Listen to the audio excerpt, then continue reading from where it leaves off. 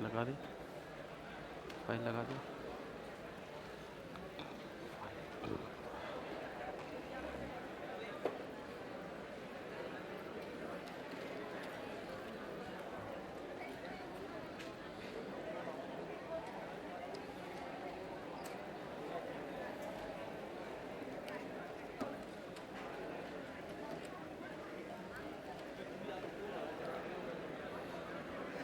आगे नहीं लिखा था उसमें। हाँ भाई, राम राम। अब देखिए, हम अधिगम स्थानांतरण में बात कर रहे थे और अधिगम स्थानांतरण में शून्य स्थानांतरण हो गया था, अनुदैर्ध्य उदग्र स्थानांतरण हो गया था और अनुप्रस्थ हो गया था क्या? चलो ठीक है।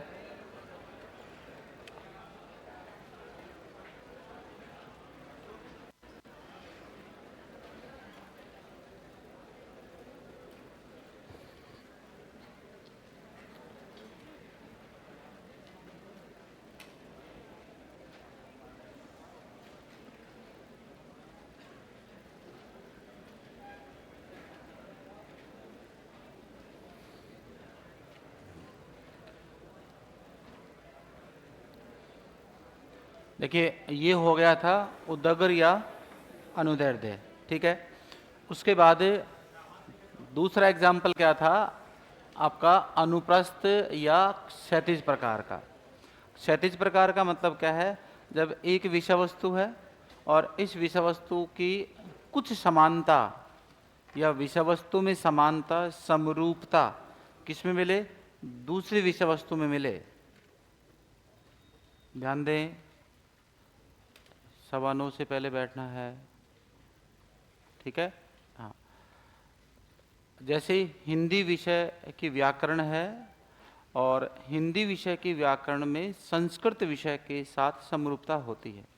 बहुत सारे जो इनका संस्कृत पढ़ी है या रीट प्री में पढ़ा होगा, तो व्याकरण के नियमों में काफ़ी कुछ क्या होती है?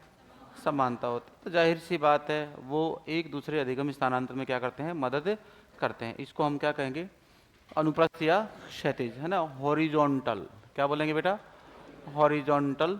अब एक आता है, थोड़ा सा आगे बढ़कर चल रहा है अब, है ना, तो रॉबर्ट गैने के अधिगम स्थानांतरण प्रकार और आते हैं। क्या आते हैं? रॉबर्ट गैने के। और रॉबर्ट गैने की हम बात करें तो रॉबर्ट गैने सामान्यतः प्रकार वही है। रॉबर्ट गैने किसके आधार पर? संज्ञान के आधार पर। किसके आधार पर बेटा? संज्ञान के आधार पर अधिगम स्थानांतरण के 3 प्रकार बताता है। एक बताता है पार्श्विक अधिगम स्थानांतरण। कौन सा बताता है बेटा? पार्श्विक अधिगम स्थानांतरण। एक बताता है अनुक्रमिक। क्या बताता है? अनुक्रमिक, दैट इज सिक्वेंशियल। कौन सा? अनुक्रमिक या सिक्वेंशियल। और तीसरा जो प्रकार बताता है वो बताता है आपका अनुलंबिक। क्या बताता है? अनुलंबिक अधिगम प्रकार बताता है। अनुलंबिक अधिगम प्रकार, ठीक है, ओके। पार्श्विक अधिगम स्थानांतरण में एक परिस्थिति में सीखा गया अधिगम, एक परिस्थिति में सीखा गया अधिगम उसकी पार्श्विक स्थिति में भी क्या करता है? सहायता करता है। इसने एग्जाम्पल दिया कि जैसे एक बच्चे को हमने 8 लड्डू दिखाए। कितने लड्डू दिखाए? 8 लड्डू दिखाए, ठीक है। ये तो उसके घर की बात है। और कक्षा कक्ष में हमने उसको सिखाया 8 - 2 बराबर कितने होते हैं? 6। ये कहाँ सिखाया हमने? एक परिस्थिति में सिखाया। क्लियर?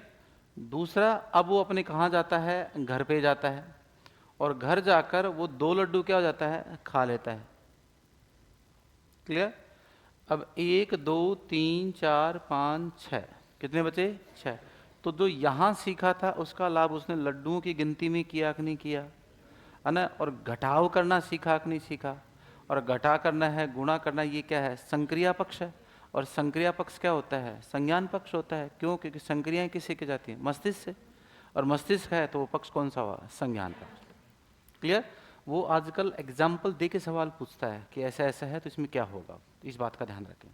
दूसरा, अनुक्रमिक की बात करें तो इसमें क्रम नियम का क्या होता है? पालन होता है। किसका पालन होता है बेटा? क्रम नियम का पालन होता है। और क्रम नियम का मतलब है कि पहले सरल संक्रिया, उसके बाद जटिल। पहले गुणा सीखा था, योग सीखा था, योग सीखा था, फिर क्या सीखा था? घटाव, उसके बाद गुणा, फिर भाग संक्रिया सीखी है। ये सर नो। तो इसमें एक क्रम नियम का क्या कहता है? ग्रेड सेकंड 2017 में सीधा सवाल पूछा। एक बालक पहले योग सीखता है, फिर घटाव सीखता है, उसके बाद गुणन संक्रिया, और अंत में वह भाग संक्रिया को देना सीखता है। तो यह कौन से प्रकार का अधिगम है? तो वो कौन सा है बेटा? अनुक्रमिक प्रकार का अधिगम प्रकार है। इस चीज को आपको ध्यान रखना है। फिर आता है अनुलंबिक। क्या आता है? अनुलंबिक। अनुलंबिक को उदग्र भी कहते हैं। क्या बोलते हैं बेटा? अनुलंबिक को उदग्र भी कहते हैं। ठीक है। अब इसमें ये क्या एग्जाम्पल दिया है कि बालक पहले निम्न संक्रिया सीखता है। क्या सीखता है बेटा? निम्न संक्रिया। निम्न संक्रिया का देखो अर्थ देखो, जैसे वो 8 गुणा 8 गुणा 0 बराबर क्या सीखता है? 0। 8 गुणा 8 गुणा 0 बराबर 0, छोटी संक्रिया है। इससे बच्चे ने सीखा कि किसी भी संख्या से अगर 0 से गुणा करते हैं तो सभी का मान शून्य हो जाता है। ये बात सीखी। अब इसी संक्रिया का लाभ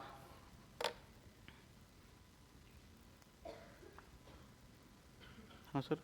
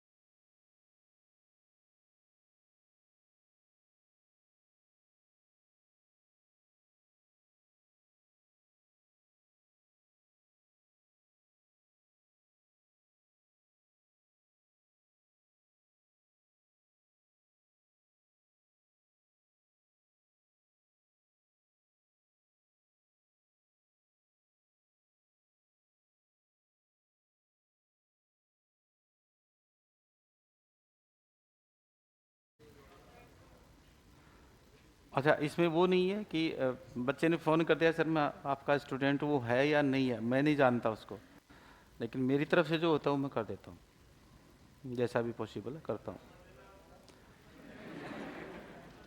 अभी थोड़ी दूंगा तो यार, बाद में ले लेना। हाँ, दादा वो पढ़ा लेने देंगे दादा। हाँ, तो बच्चे ने क्या किया?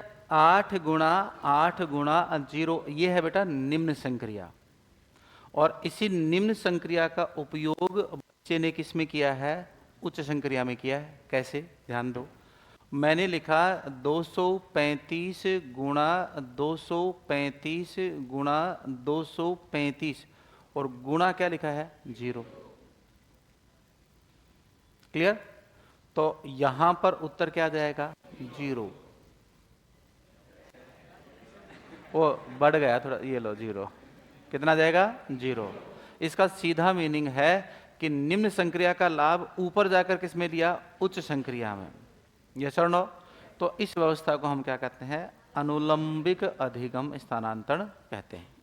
ठीक है, फिर एक अपना आएगा कौन सा, अधिगम स्थानांतरण के सिद्धांत कहेंगे। अधिगम स्थानांतरण के सिद्धांत तो एक तो है मानसिक तत्वों, किसका बेटा, मानसिक शक्ति का सिद्धांत। किसका सिद्धांत है, मानसिक शक्ति का सिद्धांत। ये संकाय मनोवैज्ञानिकों की देन है। किसकी देन है, फैकल्टी साइकोलॉजी की देन है, एक समूह था इनकी देन है। वो क्या कहते हैं कि जैसे जैसे बालक उम्र के साथ बालक का संज्ञान विकास बढ़ता है, और संज्ञान विकास बढ़ता है तो उसकी मानसिक शक्ति का भी विकास बढ़ेगा कि नहीं बढ़ेगा, यस और नो? जो कक्षा 2 में आपकी मेंटल स्ट्रेंथ थी, मेंटल पावर थी, मानसिक योग्यता थी, क्या वो कक्षा 6 में भी उतनी रहेगी क्या, नहीं रहेगी। तो किसका निर्माण होगा, मानसिक शक्ति का निर्माण होगा। और ये मानसिक शक्ति समस्याओं के समाधान में क्या करती है, स्थानांतरित होती है, और उससे समस्या क्या होता है, समाधान। तो ये तो कौन सा हो गया, मानसिक शक्ति का सिद्धांत। दूसरा सिद्धांत आता है समरूप तत्वों का सिद्धांत। किसका आता है बेटा, समरूप तत्वों का सिद्धांत। ये किसने दिया था, थॉर्नडाइक ने। तो तत्वों में रूप समान होता है तो क्या होता है, हमें अधिगम स्थानांतरण में क्या मिलती है, सहायता मिलती है। एक आता है आपका सामान्यीकरण का सिद्धांत। किसका आता है, सामान्यीकरण का सिद्धांत। ये किसने दिया है, चार्ल्स जूड ने। आपको ये सिर्फ ध्यान रखना है ना, इस पे सवाल नहीं बना रहा है वो पूछता है कि ये सिद्धांत दिया किसने है। ठीक है, सामान्यीकरण का सिद्धांत, इसमें तत्वों में रूप समानता है, यहाँ पर विषय वस्तु में क्या होगी, समानता। और एक विषय वस्तु, जैसे मैंने आपको किसका एग्जाम्पल दिया था, हिंदी ग्रामर का और इंग्लिश ग्रामर का दिया था। एक नंबर 4 है, वो आपको ध्यान रखना है, नैतिक मूल्यों। किसका बेटा, नैतिक मूल्यों के स्थानांतरण का सिद्धांत। नैतिक मूल्यों के स्थानांतरण का सिद्धांत ये किसने दिया था, बागले ने।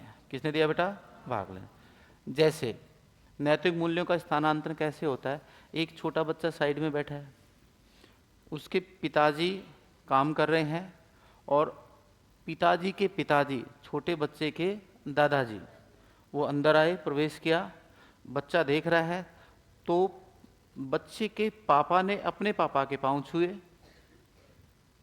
मीनिंग समझ आएगी बात, सुनो, बच्चे के फादर ने अपने फादर के, मतलब बच्चे के दादाजी के क्या छुए, पांव छुए। छोटा बच्चा क्या करेगा, पैर छूना सीखेगा कि नहीं सीखेगा, क्योंकि बच्चा जैसा देखता है वैसा ही क्या करता है, सीखता है। तो हुआ क्या, जो नैतिक मूल्य उसके फादर ने दर्शाया, सेम वही नैतिक मूल्य बच्चे के अंदर शिफ्ट हुआ कि नहीं हुआ। यही होता है नैतिक मूल्यों का सिद्धांत, नैतिक मूल्यों के स्थानांतरण का सिद्धांत। एक मैंने इंस्टा पे देखा एक वीडियो, उसमें एक मम्मी आती है ना, और गेट खोला तो अपने सैंडल को यूँ उतार के यूँ फेंक देती है। क्लियर, छोटा बच्चा आता है, बाहर से गेट खोला, वो अपने अपनी सैंडल को क्या करता है, फेंक देता है। क्लियर। दूसरा फिर एग्जाम्पल क्या था, वो टीवी देख रही है, तो टीवी देखते देखते अजीब सी पोजीशन में बैठकर टीवी देख रही है, सारी चीज़ें क्या है, बिखरी हैं। अब बच्चा टीवी देखता है तो वो जानबूझ के चीज़ों को बिखेरता है। वो महिला तो व्यस्तता के कारण ऐसा नहीं कर पाती, बच्चा ऐसा करता है। ठीक है, फिर उसने पानी पिया और झूठा गिलास टेबल पर रख दिया, तो बच्चा भी बाहर से अंदर से पानी लेके आता है रसोई से, और अपना गिलास वहीं रखता है। अब मम्मी को तीसरे कंडीशन में क्या दिखाई दिया कि बच्चा कॉपी कर रहा है। फिर उसने धीरे से क्या, वो गेट के गई और चुपचाप अपने जूतों को क्या किया, ऐसे साइड में रखा और फिर खोल दिया। ये बात बच्चा देखता है। दूसरे दिन बच्चा भी क्या करता है, साइड में खोलता है। समझ आ रही बात। दूसरे दिन वो जब टीवी देख रही है तो वो भी बहुत व्यवस्थित तरीके से देखकर, हर चीज़ व्यवस्थित होती है, तो बच्चा भी क्या करता है, चीज़ों को व्यवस्थित रखता है। और तीसरे दिन जब वो पानी पीती है तो उठती है और वो जाके झूठे गिलास को सिंक में रखती है, और जो फ्रिज का गेट है उसको तरीके से आराम से बंद करती है। तो बच्चा भी धीरे धीरे जाता है, पानी डालता है, पीता है, और फिर सिंक में रखता है, और धीरे से क्या करता है, फ्रिज को रखता है। दैट मीन्स जैसा बच्चे ने देखा, बच्चे ने उसका क्या किया, कॉपी किया, और उसको क्या किया, स्थानांतरित किया। ये होता है नैतिक मूल्यों के स्थानांतरण का सिद्धांत। ठीक है, यहाँ तक आपको करना है अधिगम के अंदर, और ये करके इसको हम बाय बाय बोलेंगे। लास्ट में अधिगम स्थान उसके अधिगम को प्रभावित करने वाले कारक आ जाएंगे, फिर इसको जयराम जी बोल देंगे। अब लिखना शुरू करो। कौन सा? ये वाला पार्श्विक में तो यहाँ सीखा आपने, और दूसरी साइड में जाके उसका क्या कर रहे हो? उपयोग कर रहे हो। बच्चे ने कक्षा में सीखा 8 माइनस 6, ठीक है। घर जा लेटरल साइड में जाकर अन्य परिस्थितियों में, दूसरी परिस्थितियों में। चलो लिखना शुरू करें।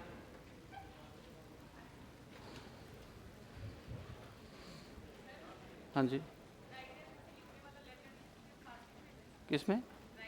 वो अभी आएंगे, एकल पार्श्विक द्विपार्श्विक बताऊंगा मैं। देखो, केवल दाएं से या केवल बाएं से एकल पार्श्विक, दाएं व बाएं से द्विपार्श्विक। तो लास्ट में लिखवा दूंगा।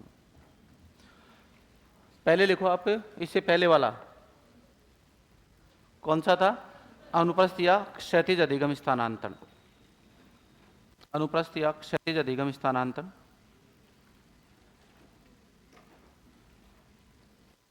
लिखें, इस प्रकार के स्थानांतरण में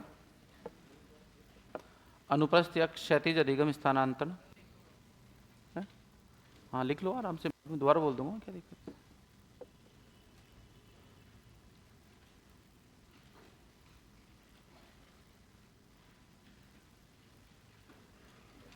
अब बोलो, लिखो, इस प्रकार के अधिगम स्थानांतरण में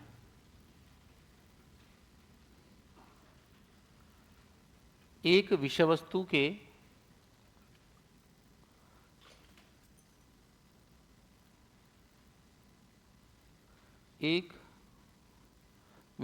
के अधिगम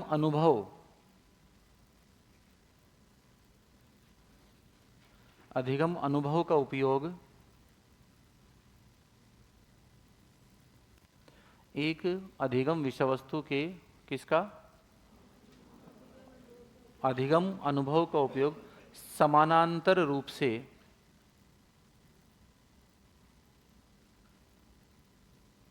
थोड़ा सा इसको मैसेज साइज को बढ़ा देना, फ़ॉन्ट को दिख नहीं रहा है मेरे को। समानांतर रूप से अधिगम अनुभव का उपयोग समानांतर रूप से दूसरी विषय वस्तु में किया जाए। अरे प्रभाव नियम पर आधारित था, 3 दिन हो गई, सिंपल सी बात पूछ रहा है। पुनर्बलन किस पे काम करता है? प्रभाव नियम पर। थोंडोय का प्रभाव नियम किस पे काम आता है? इसके अंदर के पुनर्बलन पर काम करता है। सिंपल सी बात है, जब पढ़ाया था तभी बता दिया था। आगे लिखो, किया जाए तो इसे क्षैतिज स्थानांतरण कहते हैं।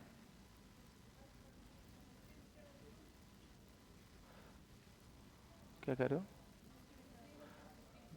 अरे वो मेरा थोड़ा माइंड डाइवर्ट उधर हो गया था। वो एक कह रहा है कि सर मैंने पैसे दिए 6,000 रुपये।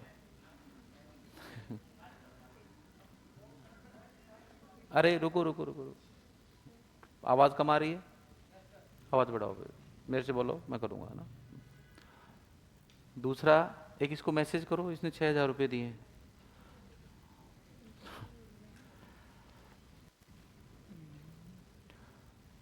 एक अधिगम विषय वस्तु का क्या? अधिगम अनुभव का उपयोग समानांतर रूप से दूसरी विषय वस्तु में किया जाए तो इसे क्या कहते हैं? क्षैतिज अधिगम स्थानांतरण कहते हैं। ठीक है, उसके बाद लिखो, इसे अनुप्रस्थ अधिगम स्थानांतरण भी कहते हैं। बेटा तूने 6,000 रुपये दिए तो यहाँ तो पता नहीं कितने कितने पैसे देते हैं, कितने खर्च करते हैं लोग। ये ज्ञान नहीं देना चाहिए कि तुमने कितने पैसे दिए, है ना। पैसे दिए हैं तो उसके बदले में तुम्हें सर्विस मिलेगी, बात खत्म। हम पे एहसान थोड़ी कर रहे हो। हाँ हाँ,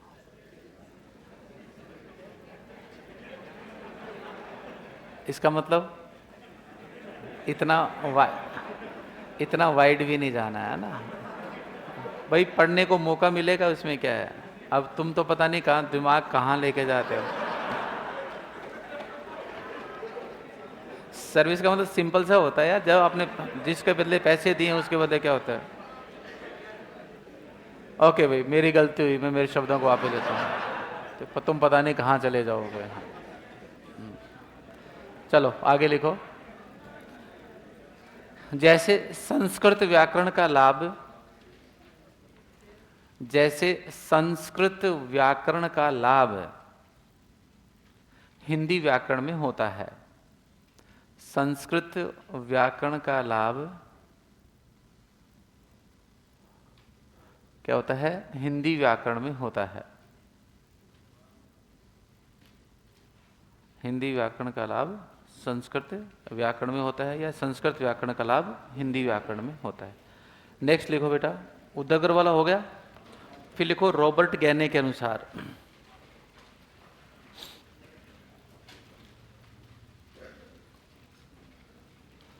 बोलो भाई, अब देखो मैस्लो का सिद्धांत। बेटा तू बता दे कौन कौन सा कहाँ पढ़ाना है ना, या तो मुझे मेरे पे छोड़ दो। मैस्लो अभिप्रेरणा का सिद्धांत देता है, तो मैस्लो का सिद्धांत अभिप्रेरणा आवश्यकता पदानुक्रम सिद्धांत में पढ़ाएंगे, है ना। अधिगम में नहीं आता है मैस्लो का सिद्धांत।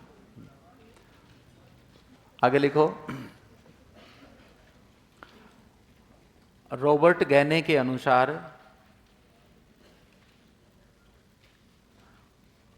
अधिगम स्थानांतरण के 3 प्रकार।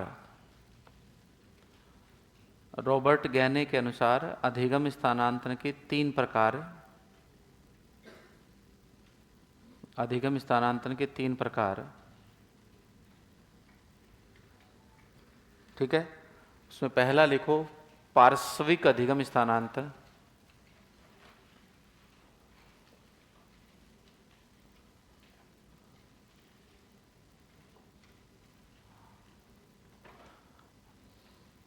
यार देखो, मतलब बच्चों की सोच को, दादा तू बंद कर मैसेज करना, वरना मजाक तेरा यहाँ से बनवाने वाला हूँ मैं। फालतू बात कर रहा है। सर मेरे पिताजी नहीं है, मेरे भी पिताजी नहीं है। मैं गिड़गिड़ाता हूँ किसी के सामने?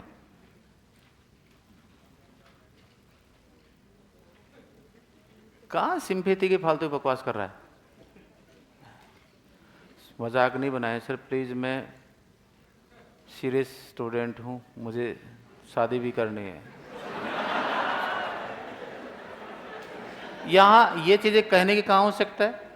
आपने सिंपली सवाल देखा, मैंने सवाल देखते ही बता दिया, बात खत्म हो गई। पैसे दिए हैं, ये दिए हैं, वो दिए हैं। बेटा साइकोलॉजी पढ़ाता हूँ, मेरे इमोशंस वाला कार्ड नहीं चलता है। हर चीज़ समझता हूँ मैं, कौन नोटिस में आना चाहता है क्या नहीं है। अगर सादा सामान्य रूप से समझदार होता तो ये बातें ही नहीं करता। मैसेज डाल दिया आपने, थोड़ा वेट करता कि मैसेज देखेंगे सर, बता देंगे फिर। शादी, सारों को शादी करनी, बैठे हैं सब हैं। किसी को बहन की भी करनी है, किसी को खुद की भी करनी है। हाँ बेचारे दूसरों की शादी देख देख के बोर हो गई है। हाँ तो बात कर रहा है बेटा। ओके ब्लॉक कर दो। ब्लॉक तो तेरी हरकतें करवा देंगे बेटा, मैं थोड़ी करूँगा। खुद ही कह रहा है ब्लॉक कर दो सर। लिखो बेटा, पार्श्विक स्थानांतरण,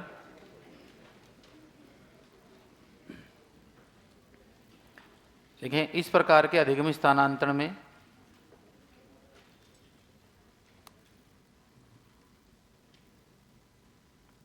इस प्रकार के अधिगम स्थानांतरण में एक परिस्थिति में सीखा गया अधिगम स्थानांतरण, एक परिस्थिति में सीखा गया अधिगम स्थानांतरण, अधिगम स्थानांतरण दूसरी परिस्थितियों में उपयोग में लिया जाए, दूसरी परिस्थितियों में उपयोग में लिया जाए।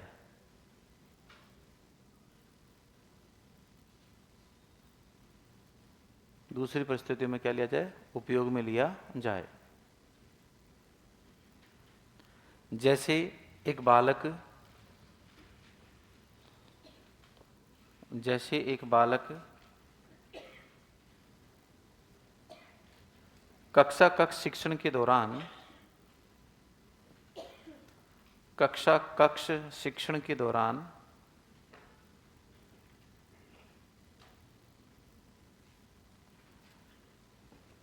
आठ माइनस 2 बराबर 6 सीखता है। 8 माइनस क्या 2 बराबर क्या सीखता है? 6 सीखता है। वह बालक घर जाकर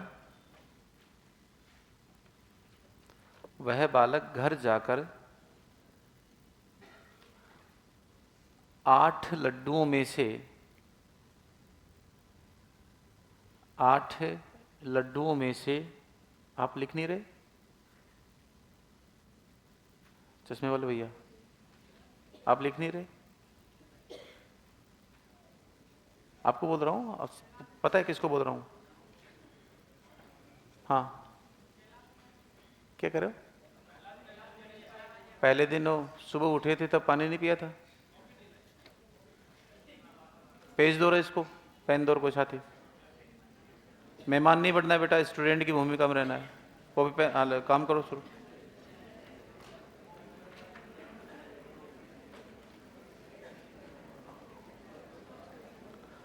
शादी वाले दिन, फेरे वाले दिन फेरे करेगा तब कहेगा नहीं आज तो पहला दिन है, कल करते हैं। पेन कॉपी दो इसको और काम करना है बेटा, है ना?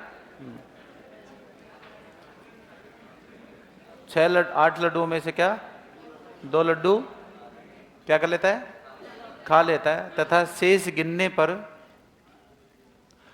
तथा 8 लड्डुओं में से 2 लड्डुओं को खा लेता है। घर जाकर 8 लड्डुओं में से 2 लड्डुओं को खा लेता है। शेष गिनने पर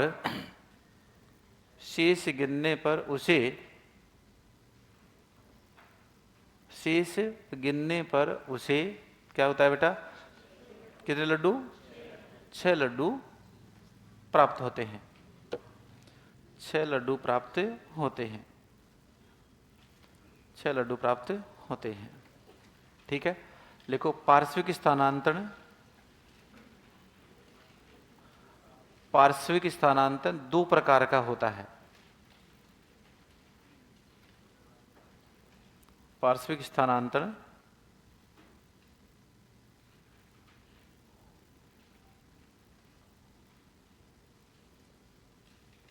दो प्रकार का होता है। एक लिखो एकल पार्श्विक,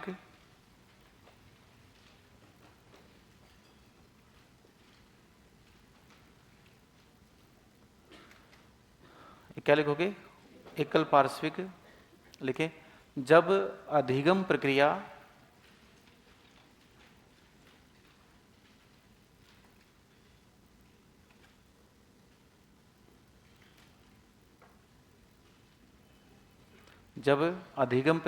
केवल एक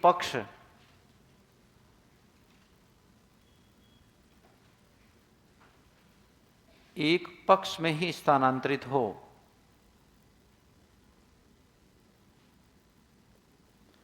एक पक्ष में ही क्या हो? स्थानांतरित हो। एक पक्ष में ही क्या हो? स्थानांतरित हो। लिख लिया? दूसरा लिखो द्विपक्ष। हाँ सुनो, एक पक्ष में ही क्या हो? स्थानांतरित। जैसे केवल दाएं से लिखना,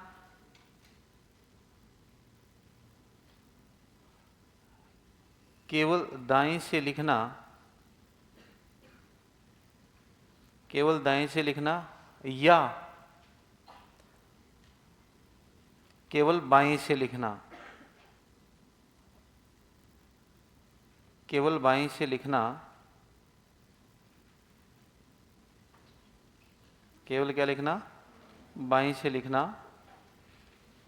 ओके, मतलब या तो मैं किससे लिखूं? दाएं से। तो लिखना शुरू करो तो लिखने वाली जो क्रिया है ना वो मेरे क्या दाएं पक्ष में आ जाएगी, या लिखने वाली क्रिया किस में आ जाएगी? बाएं पक्ष में। तो मैंने पहले क्या लिखा है? अधिगम प्रक्रिया का केवल एक पक्ष में ही क्या होना? स्थानांतरित होना। क्लियर? दूसरा लिखो द्विपार्श्विक। द्विपार्श्विक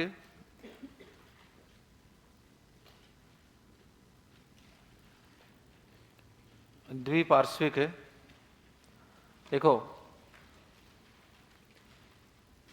जब अधिगम प्रक्रिया दोनों पक्षों में स्थानांतरित हो, दोनों पक्षों में स्थानांतरित हो,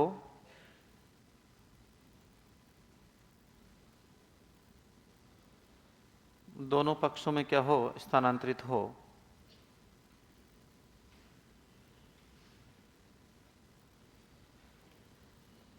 क्लियर? जैसे दाएं व बाएं से लिखना, जैसे दाएं व बाएं से लिखना,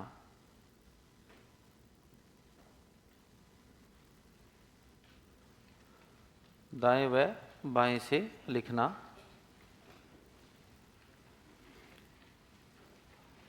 लिख लिया?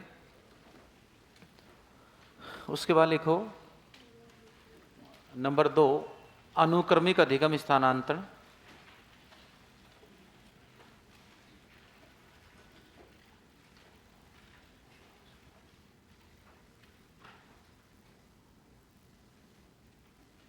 अनुक्रमिक अधिगम स्थानांतरण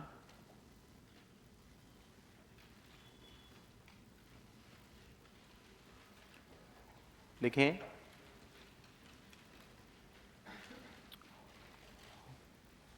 इस प्रकार के अधिगम स्थानांतरण में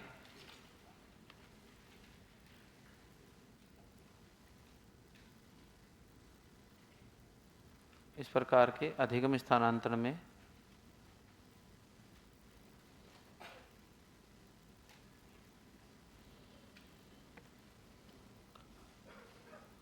बालक निश्चित क्रम में सीखता है, निश्चित क्रम में सीखता है।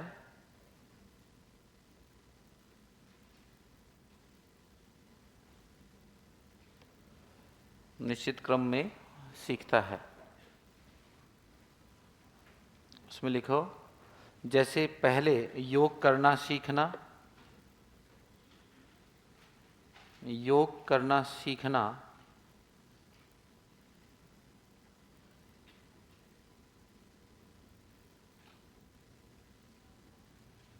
योग करना सीखना।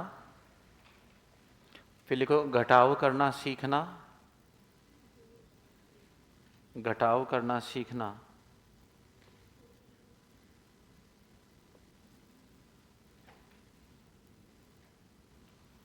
घटाव करना सीखना। फिर लिखो बाद में गुना और अंत में भाग संक्रिया सीखना।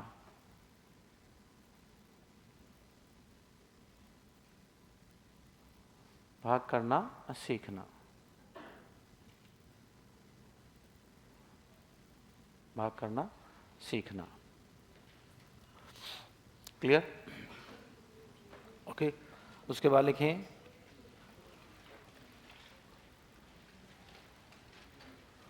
अनुलंबिक या उदग्र अधिगम स्थानांतरण।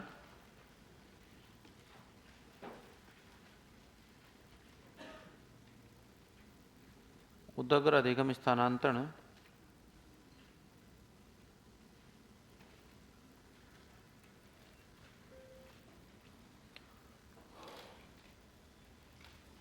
इस अधिगम स्थानांतरण में बालक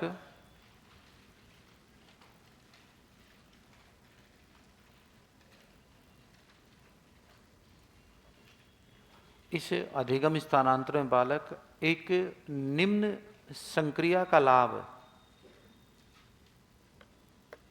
एक निम्न संक्रिया का लाभ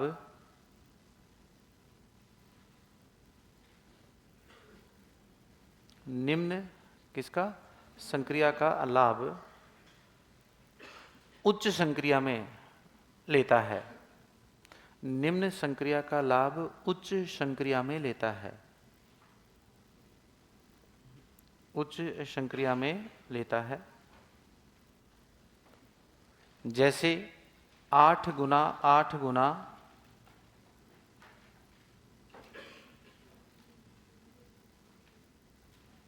8 गुना 8 गुना 0 बराबर 0।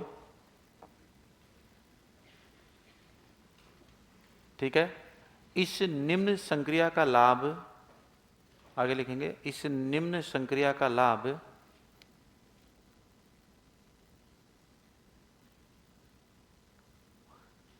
उच्च संक्रिया जैसे हायर ऑपरेशन, जैसे बोलो क्या लिखोगे? 235 गुणा 235 गुणा 235 गुणा 0, बड़ी संक्रिया होगी ना, संक्रिया का लाभ, ठीक है। 235 गुणा 235 गुणा 235 गुणा 0 बराबर 0 के रूप में लेता है, के रूप में लेता है, के रूप में लेता है, ठीक है। फिर लिखो अधिगम स्थानांतरण के सिद्धांत, अधिगम स्थानांतरण के सिद्धांत,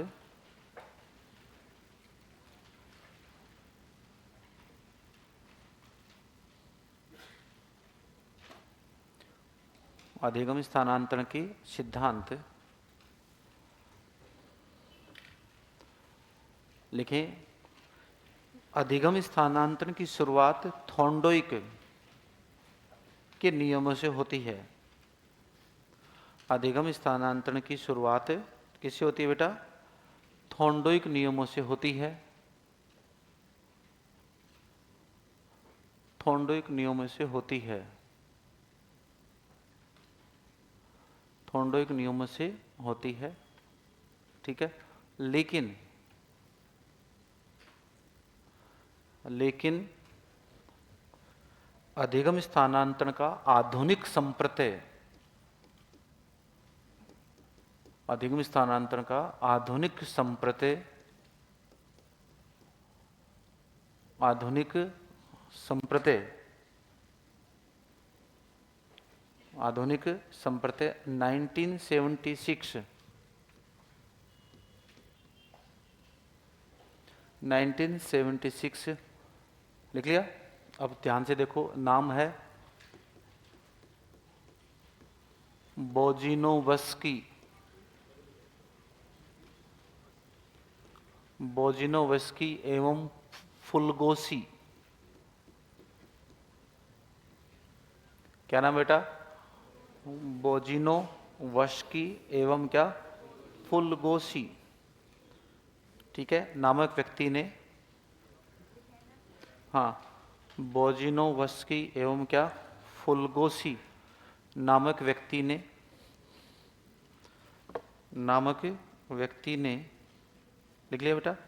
नामक व्यक्ति ने तंत्रिका नेटवर्क,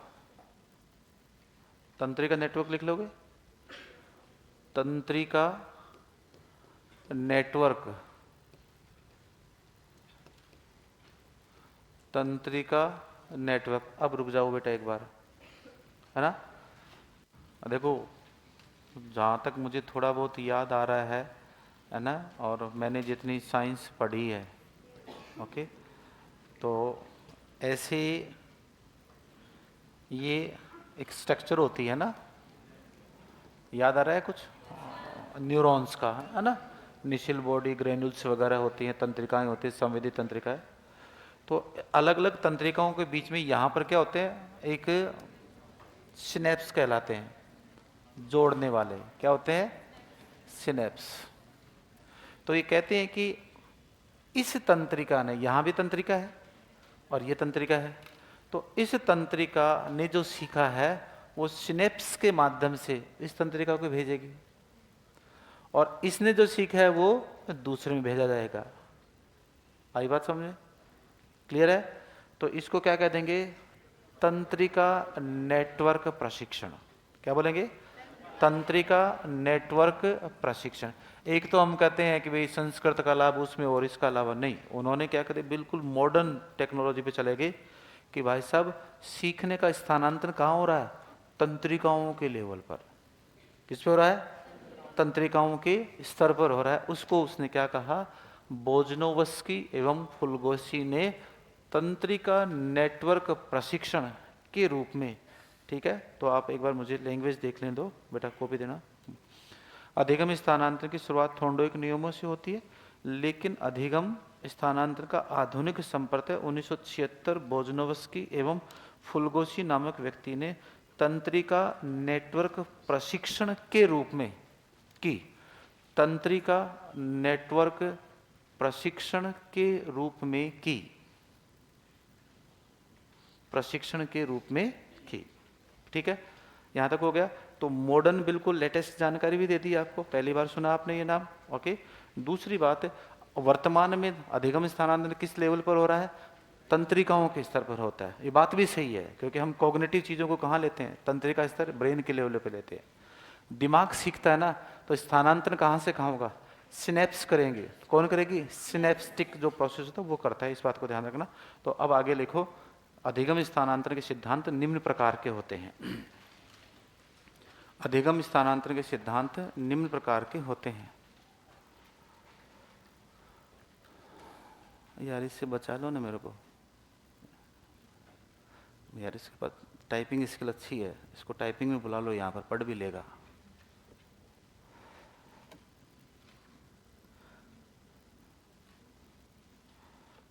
आगे लिखो, अधिगम स्थानांतरण के सिद्धांत के प्रकार। उसमें पहला लिखो बेटा, मानसिक शक्ति।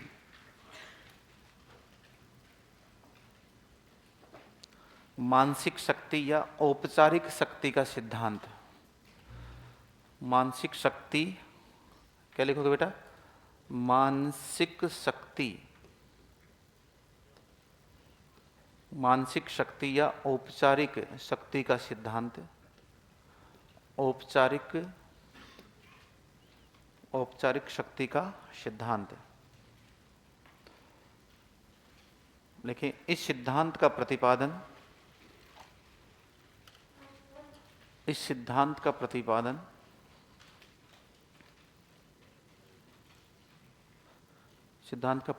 संकाय मनोवैज्ञानिकों,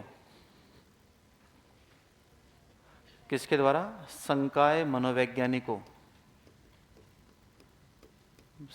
मनोवैज्ञानिकों द्वारा किया गया है।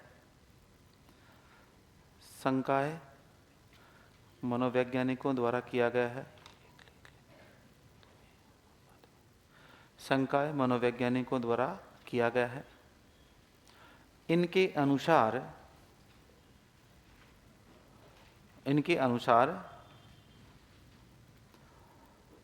बालक के विकास के साथ लड्डू गोपाल बेटे, तुम भी कर लो कुछ, हैं? अभी नहीं आए हुए तो तुम 20 साल हो गए हैं, अभी एडमिशन ले, तो उसके साथ जो ट्रीटमेंट किया वही तो तुम्हारे साथ है। एक कागज लो बेटा पड़ोसी से, कॉपी है तुम्हारी सामने वाली, तुम्हारी है, पेन कहाँ है तुम्हारा? काम में ले लो उसको, भूल जाएगा, बहुत सारी जगह काम आएगा फिर वो। हाँ, हे मेरे देवताओं, कहाँ से हो? भरतपुर थे। भरतपुर के बच्चे तो बहुत समझदार हैं। गंजे को कंगी बेच देते हैं भरतपुर वाले लड़के, गंजे को कंगी बेच देते। जस्ट अभी आए हो ना, तो अभी कर लो, है ना? हाँ, दिमाग को एक्टिव रखो। आके हाँ लिखो बेटा, बालक के विकास के साथ साथ बालक में मानसिक शक्ति,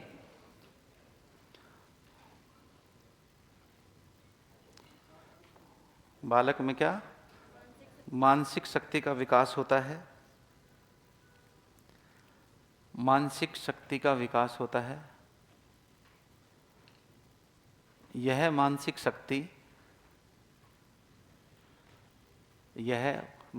शक्ति बालक की समस्या समाधान में उपयोगी होती है। बालक की समस्या समाधान में उपयोगी होती है। समस्या समाधान में उपयोगी होती है। संकाय का मतलब होता है एक समूह, है ना, जो मनोविज्ञान पे काम कर रहे थे, संज्ञान मनोविज्ञान पे, उनको संकाय मनोविज्ञान कहते हैं। आगे लिखो, नेक्स्ट नंबर 2, समरूप तत्वों का सिद्धांत। समरूप तत्वों का सिद्धांत,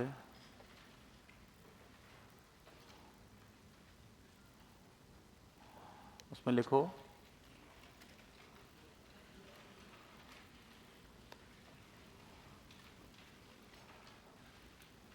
आगे लिख लो थॉर्नडाइक। प्रतिपादक कौन है? थॉर्नडाइक। जब दो विषयों में समरूपता होती है, जब दो विषयों में समरूपता होती है,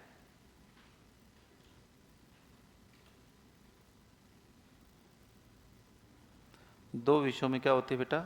समरूपता होती है, तो एक विषय का लाभ दूसरे विषय में होता है। तो दो विषयों का लाभ क्या होता है? एक विषय में होता है। दो विषयों में क्या होती है? समरूपता होती है, तो एक विषय का लाभ दूसरे विषय में होता है।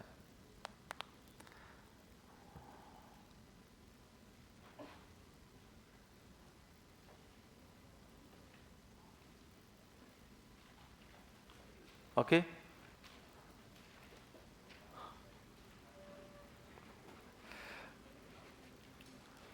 ठीक है, दूसरा लिखो बेटा,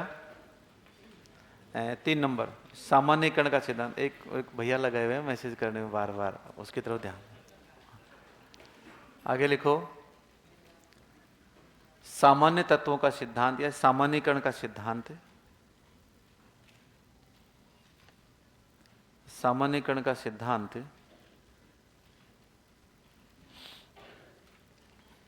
सामान्यीकरण का सिद्धांत तो लिखो चार्ल्स जुड। हाँ, प्रतिपादक क्या लिखोगे बेटा? चार्ल्स जुड। चार्ल्स जुड, चार्ल्स जुड। लिखें, जब पूर्व अधिगम का लाभ, जब पूर्व अधिगम का लाभ, पूर्व अधिगम का लाभ मिलती जुलती परिस्थितियों में, पूर्व अधिगम का लाभ क्या? मिलती जुलती परिस्थितियों में किया जाए। मिलती जुलती परिस्थितियों में क्या किया जाए? ठीक है, तो इसे क्या कहते हैं? सामान्यीकरण सिद्धांत कहते हैं। सामान्यीकरण का सिद्धांत कहते हैं।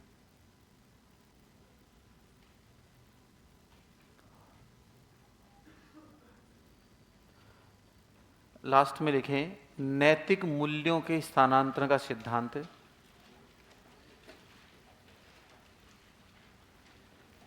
नैतिक मूल्यों के किसका सिद्धांत? स्थानांतरण का सिद्धांत। नैतिक मूल्यों के स्थानांतरण का सिद्धांत।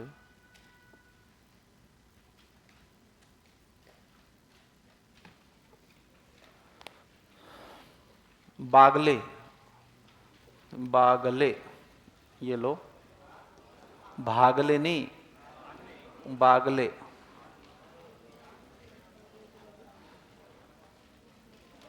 बागले लिखो।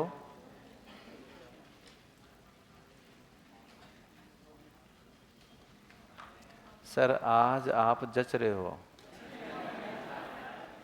सर आज मुझे ये बता दें कि मैं कब कमेंट करूं, और मुझे साइकोलॉजी की बुक कब लेनी है, कब आपकी बुक आएगी। देवता पढ़ा लेने दे यार। अरे अकेले अकेले नहीं खाते, पेट में दर्द होगा तेरे, देखना।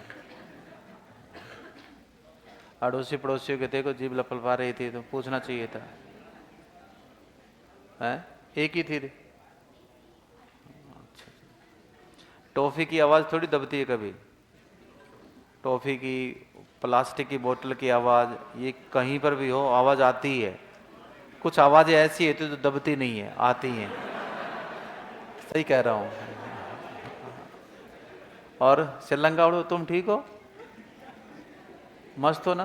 हाँ बढ़िया। वो श्रीलंकन समूह हमारा। ये दुनिया के सबसे बेहतरीन इंसान होते हैं ऊपर वाले, क्योंकि आराम पसंद होते हैं। इनको कोई लोड नहीं है कि पहले बैठना है कि नहीं बैठा। ये दुनिया का सबसे ज़्यादा सक्रिय वर्ग है, जो 1 घंटे पहले आके बैठता है सीट के लिए। आता है कि नहीं आता है ना? पीछे वाले और ऊपर वाले, ये दुनिया के सबसे श्रेष्ठ इंसान है।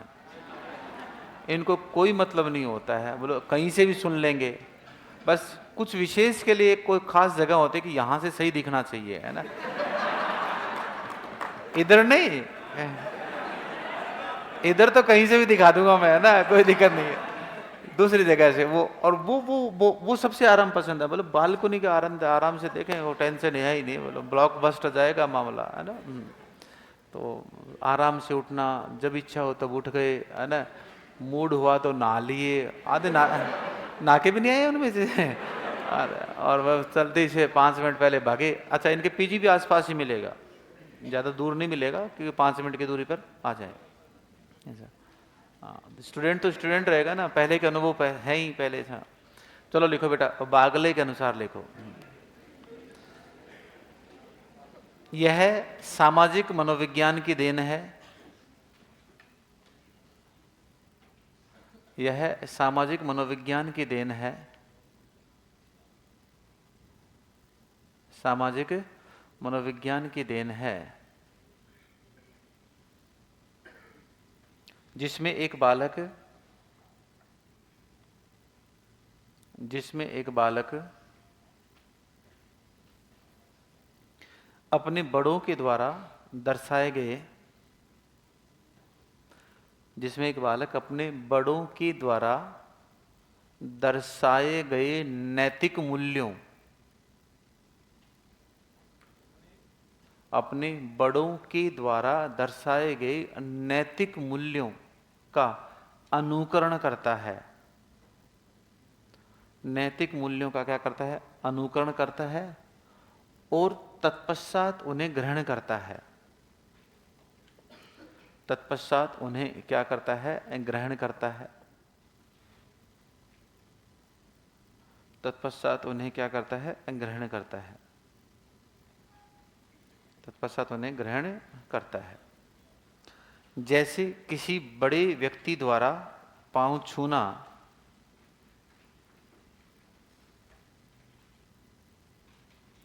जैसे किसी बड़े व्यक्ति द्वारा पांव छूना, बड़े व्यक्ति के द्वारा क्या छूना? पांव छूना, एवं उसे देखकर छोटे बच्चे द्वारा पांव छूना। उसे देखकर छोटे बच्चे द्वारा पांव छूना। छोटे बच्चे के द्वारा पांव छूना।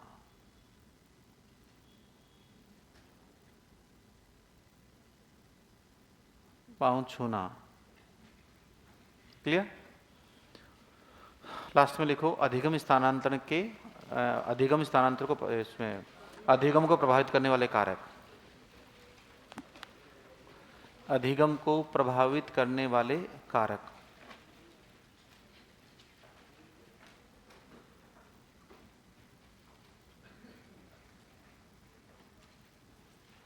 एक लिखो वातावरण। क्या लिखोगे? वातावरण। दूसरा लिखो बुद्धि। बुद्धि, ठीक है। एक है आनुवंशिकता। आनुवंशिकता। अब ध्यान से सुनो, इनमें से कौन सा कारक कितना प्रभावित करेगा? ठीक, कौन सा कारक कितना प्रभावित करेगा ये कोई तय नहीं है। ये विवाद का विषय रहा है कि आनुवंशिकता ज्यादा प्रभावित करती है या क्या, ठीक है, प्रकृति ज्यादा प्रभावित करेगी या पोषक, ठीक है, आनुवंशिकता ज्यादा प्रभावित, ये हमेशा क्या करता है? विवाद का विषय रहा है। इस बात को आपको ध्यान रखना है। आई बात सुने? कोई इंसान ये नहीं कह सकता कि सीखने को बुद्धि ज्यादा प्रभावित करती है, वातावरण। किसी को आदमी प्रतिकूल परिस्थिति में बहुत अच्छा सीख लेता है, इच्छा होनी चाहिए, और कईयों की परिस्थितियां बिल्कुल क्या होती हैं, सामान्य होती हैं, बहुत अच्छी होती हैं, फिर भी नहीं सीख पाते हैं। इसका मतलब कई बार बुद्धि भी प्रभावित करती है, कई बार वातावरण भी प्रभावित करता है, कई बार आनुवांशिकता भी प्रभावित करता है। लोग, मैं आपके भरतपुर के बहुत सारे बच्चे हैं, मैं भरतपुर का एग्जाम्पल दे देता हूँ। भरतपुर के अंदर बच्चे नीचे फर्श पर बैठ के पढ़े हैं मेरे से, 8-8 9-9 घंटे पढ़े हैं। धौलपुर में पढ़े हैं, ठीक है, अंडरग्राउंड में। और नई बिल्डिंग बनी हुई थी, सीलन और थी उसमें, तो स्मेल भी आ रही थी। और 8-9 घंटे तक साइकोलॉजी, कोई अभाव नहीं रोना था। मुट्ठी मिलती थी छोटी सी, उसमें अगर मेरी तरह थोड़ा खाते पीते घर का हो तो आधा हिस्सा ही बैठे, हाँ आधा तो बाहर ही रहता है, क्योंकि मुट्ठी इतनी सी तो होती है, मजाक नहीं कर रहा हूँ मैं। हाँ, और उस पर वो आदमी, तो फिर बच्चे मुट्ठी को आगे लेकर लिखने के लिए काम में लेते थे और नीचे फर्श पे बैठे रहते थे। मैं मतलब ऐसे दिमाग चक्कर काटने लगता था कि कोई इंसान इतने घंटे तक ऐसी परिस्थिति में बैठकर पढ़ सकता है, वो भी साइकोलॉजी। कारण है, आवश्यकताएं व्यक्ति को प्रभावी बनाती हैं, अच्छा बनाती हैं। तो वहां पर वातावरण का प्रभाव नहीं है, वहां आवश्यकताएं, आपकी जेनेटिक्स है, आपकी जरूरतें आपको क्या बनाती हैं। और पिछले 5-7 सालों के अंदर जो पूरी राजस्थान में धौलपुर, करौली और भरतपुर के बच्चों ने जितनी प्रोग्रेस की है, उतनी आई थिंक किसी जिले ने नहीं की। मैक्सिमम सिलेक्शन आ रहे हैं।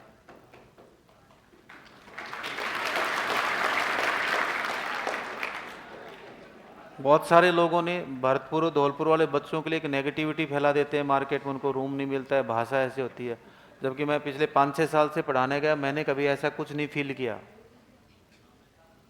और प्रेम पूर्वक अभी भी, मतलब ऐसा नहीं है कि नहीं जाता, जाता हूँ, सारी बातें, और मुझे उससे बेस्ट एनवायरनमेंट पढ़ने के हिसाब से तो लगा नहीं कहीं और ऐसा हो कि जितनी शिद्दत से आप लोग पढ़ते हो। नाटक भले ही कितने कर लो, वही बच्चे जयपुर में आके नाटक करने लग जाते हैं, है ना। लाइब्रेरी चाहिए, अच्छी व्यवस्था चाहिए, सारी चीज़। तो भाई साहब, पढ़ने वाले बच्चे के लिए सुविधाएं बहुत बड़े मायने नहीं रखती। हाँ, मायने रखती हैं, लेकिन इतना बड़ा मायने नहीं रखते हैं कि आदमी सिर्फ सुविधाओं से ही पढ़ाता है ना। तब तो फिर आपको एसी लगा दें, आराम से बैठा ही रहेगा उसमें, अपने आप सिलेक्शन हो जाएगा, ऐसा नहीं है। इसलिए रूट्स पे रहो, जड़ों पे रहो, वास्तविकता में जियो। जो तुम लोग, मैं तो बहुत अलग सा इंसान हूँ, मैं तो बहुत आपके लाइब्रेरी कल्चर के खिलाफ हूँ। क्योंकि रिसर्च हुआ 70% बच्चे गर्मियों के अंदर तो एसी के लिए नंबर 2, किसके लिए, नेट के लिए जाते हैं। और वहां जाकर भी नेट में, मोबाइल में मूवी डाउनलोड करते हैं, फिर आके वहां का नुकसान रूम पर होता है। फिर रूम पे आने के बाद मूवी को देखना भी जरूरी है, क्यों, डाउनलोड कर रखी है। गजब का रिसर्च है ना। तो ये चीजें भैया सही यूज करो। रूम जो आपका है वो 2 आदमी तो रह रहे हो, उसमें और क्या करोगे आप। हमारे टाइम पे तो लाइब्रेरी थी ही नहीं। हमारे तो एक सेंट्रल लाइब्रेरी थी राजस्थान यूनिवर्सिटी की, जहां कभी ये होता था कोई किताब नहीं है, अपने हर किताब खरीदने का औकात नहीं होती थी हर स्टूडेंट की। तो वो किताब कहाँ मिलती थी, लाइब्रेरी। वहां जाके अपने कार्ड दिखाओ, लाइब्रेरी से बुक इश्यू करवाओ 4-5 घंटे के लिए, उससे अपने नोट्स बनाओ, पढ़ो, और फिर अपने घर आ जाओ। ये तो होता था क्या, एक प्रॉपर तरीका लाइब्रेरी का। अब तो भाई साहब आराम गृह, पता नहीं क्या क्या घर बन गए हैं लाइब्रेरी। अजीब स्थान हो गया लाइब्रेरी का। लाइब्रेरी ज्वाइन कर रखी है, कुछ बोलते हैं लाइब्रेरी लगा रखी है ना। कई बात गजब। सबसे जरूरी चीज है ना सीख, सेलेक्ट होने के लिए, वो है खुद का माइंड सेट। तुम कितने प्रिपेयर हो पढ़ने के लिए, है ना। और वो अगर तुम प्रिपेयर हो ना, तो तुम रूम के अंदर बैठे बैठे, खड़े खड़े, खाना खाते खाते उस समय पढ़ लोगे, खाना बनाते बनाते पढ़ लोगे। और 1.5-2 GB डाटा बहुत होता है एक बच्चे के लिए पढ़ने के लिए। खैर, ये ज्ञान है, ज्ञान तुम्हारे पास पहले से ज्यादा है। आगे लिखो बेटा। शिक्षण एवं अधिगम विधियां, नेक्स्ट 4 नंबर, इसी में लिखना है ना, कारकों में लिखना है। शिक्षण एवं अधिगम विधियां, शिक्षण एवं अधिगम विधियां। ओके, एक लिखो अधिगम विषय वस्तु, अधिगम विषय वस्तु, अधिगम विषय वस्तु। एक लिखो एज, आयु, आयु, एज या क्या, आयु, उम्र, उम्र भी सीखने को प्रभावित करती है। जितना एक छोटा बच्चा जितना अच्छे से सीख सकता है उतना आप नहीं सीख सकते, और आप जितना अच्छे से सीख सकते हो मैं नहीं सीख सकता। क्योंकि जैसे जैसे एज बढ़ेगी तो परिपक्वता बढ़ेगी, और परिपक्वता बढ़ेगी तो सीखने की मात्रा क्या होती है, कम। एक परिपक्व आदमी पहले से नॉलेज का लेवल काफ़ी ज़्यादा होता है, तो नई चीज़ें जानने में क्या होती हैं, असमर्थ। भाई खाली चीज़ होगी उसमें चीज़ें आने की संभावना क्या रहेगी, ज़्यादा, और पहले से ऑलरेडी भरी हुई चीज़ है तो उसमें चीज़ें आने की संभावना क्या होती है, कम, है ना। अब परिपक्वता के कंसेप्ट को समझ लो। परिपक्वता शब्द गैसिल ने दिया था, और ये कहते हैं कि जैसे जैसे परिपक्वता क्या होती है, बढ़ती है, वैसे वैसे अधिगम की दर क्या होती है, कम। इसलिए अधिगम की दर परिपक्वता के व्युत्क्रमानुपाती होती है, ठीक है, रेसिप्रोकल होती है, इनवर्सली प्रोपोर्शनल टू मैच्योरेशन होता है, इस चीज का ध्यान रखेंगे आप। फिर एक आती है आपकी अंतःस्रावी ग्रंथियां। अंतःस्रावी ग्रंथियां आपके विकास को क्या करती हैं, प्रभावित करती हैं, और अगर विकास प्रभावित होगा तो जाहिर सी बात है अब क्या होगा, आपका सीखने का स्तर भी क्या होगा, प्रभावित होगा। एक प्रभावित करती है संस्कृति, कि आप किस संस्कृति में पैदा हुए हो, है ना। एक नॉर्मल सी है, आपने नोटिस किया होगा कि एक बच्चे के माता पिता दोनों शिक्षक हैं, उनकी औलाद पैदा हुई, उस औलाद के अंदर अपने आप उस संस्कृति का प्रभाव पड़ेगा, सीखने में वो क्या होंगे, टैलेंटेड होंगे। देखना आप, वहीं पर एक लड़का पुलिस वाले के घर पैदा हुआ, वो रोज रात को झूम के आता, अब बेचारे की मजबूरी है क्योंकि उसको तनाव रहता है उसकी लाइफ में, और से उसका जस्ट सीनियर उसको गालियां सुना देता है तो वो दारू पी के आता है। उसका माहौल ऐसा होता है कि वो, सब पुलिस वालों की नहीं बात कर रहा हूँ, लेकिन बहुत सारे पुलिस करप्शन भी करते हैं, ठीक है, क्योंकि बहुत कम वेतन श्रृंखला में उनको काम करना पड़ता है 24 घंटे, और क्योंकि क्राइम से जुड़ी हुई चीज़ें हैं तो वहाँ पर करप्शन भी है, करप्शन है तो पैसा भी उल्टे सीधे लेता है आदमी, उल्टे सीधे लेता है तो सोच भी क्या होती है वैसी। सेम उसी एनवायरनमेंट को कौन देखता है, बालक देखता है, जैसा देखेगा वैसा सीखेगा। इसका मतलब संस्कृति क्या करेगी, प्रभावित करेगी। आई बात समझे। तो ये सारी चीजें हैं, तो आप आगे लिखो, उम्र लिख लिया, फिर लिखो संस्कृति, संस्कृति लिख लिया, उसके बाद लिखो अंतःस्रावी ग्रंथियां, अंतःस्रावी ग्रंथियां,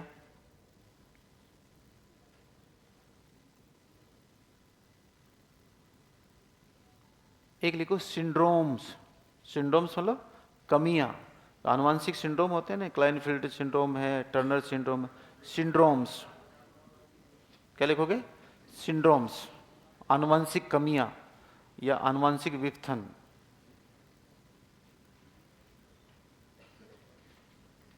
आनुवांशिक विकथन। एक लिखो रुचि, इंटरेस्ट, इंटरेस्ट, अभिप्रेरणा, अभिप्रेरणा लिख लिया। उसके बाद लिखो अभियोग्यता,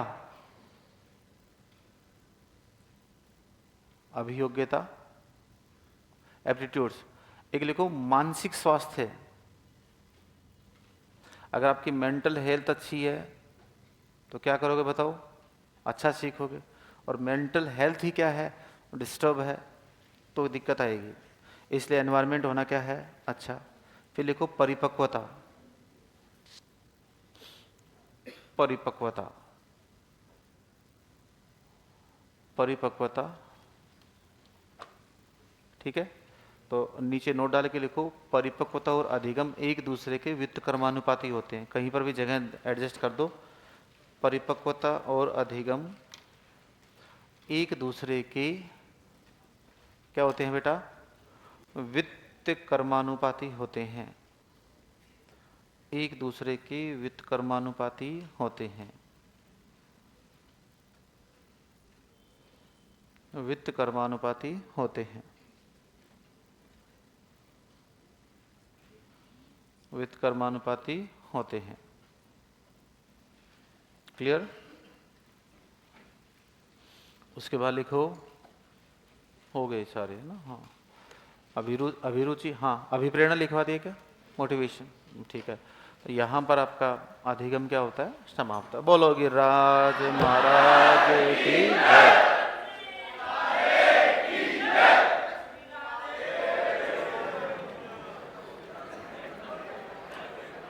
अब हेडिंग डालो बेटा, बाल विकास।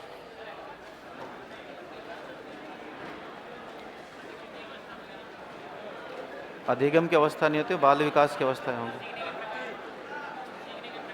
सीखने के पड़ेगा तो रॉबर्ट ज्ञानी के अनुसार करवा दिए।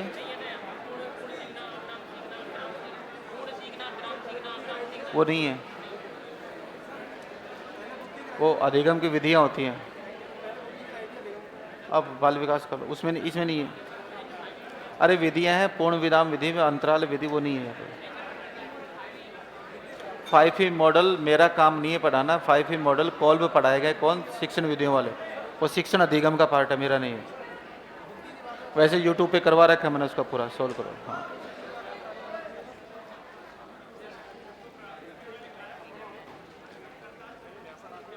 क्या?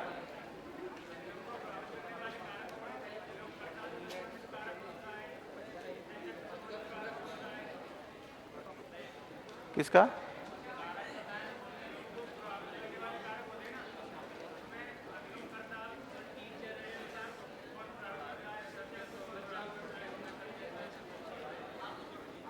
एक मिनट रुको रे, थोड़ा जोर से बोलो बेटा, इधर आ जाओ।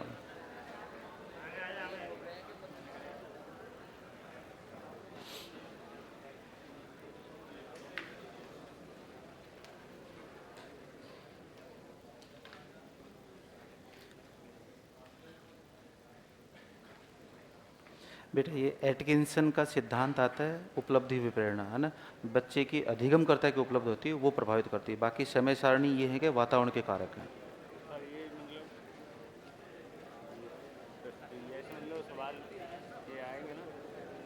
ये तो आगे आएंगे ना बेटा, यहाँ पर थोड़ी। अधिगम के बाद और पढ़ेंगे?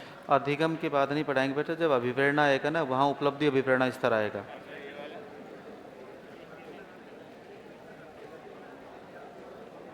अरे ये चालक है, उद्देश्य है, ड्राइव है, आवश्यकता है, ये अभिप्रेरणा के सिद्धांत है बेटा, यहाँ नहीं हुआ ना। इनके अकॉर्डिंग नहीं पढ़ाता हूँ मैं ना, सुनो। इनके अकॉर्डिंग मेरा खुद का नॉलेज ठीक ठाक है। इन्हीं की गलतियां बताऊंगा आगे चलकर। हाँ,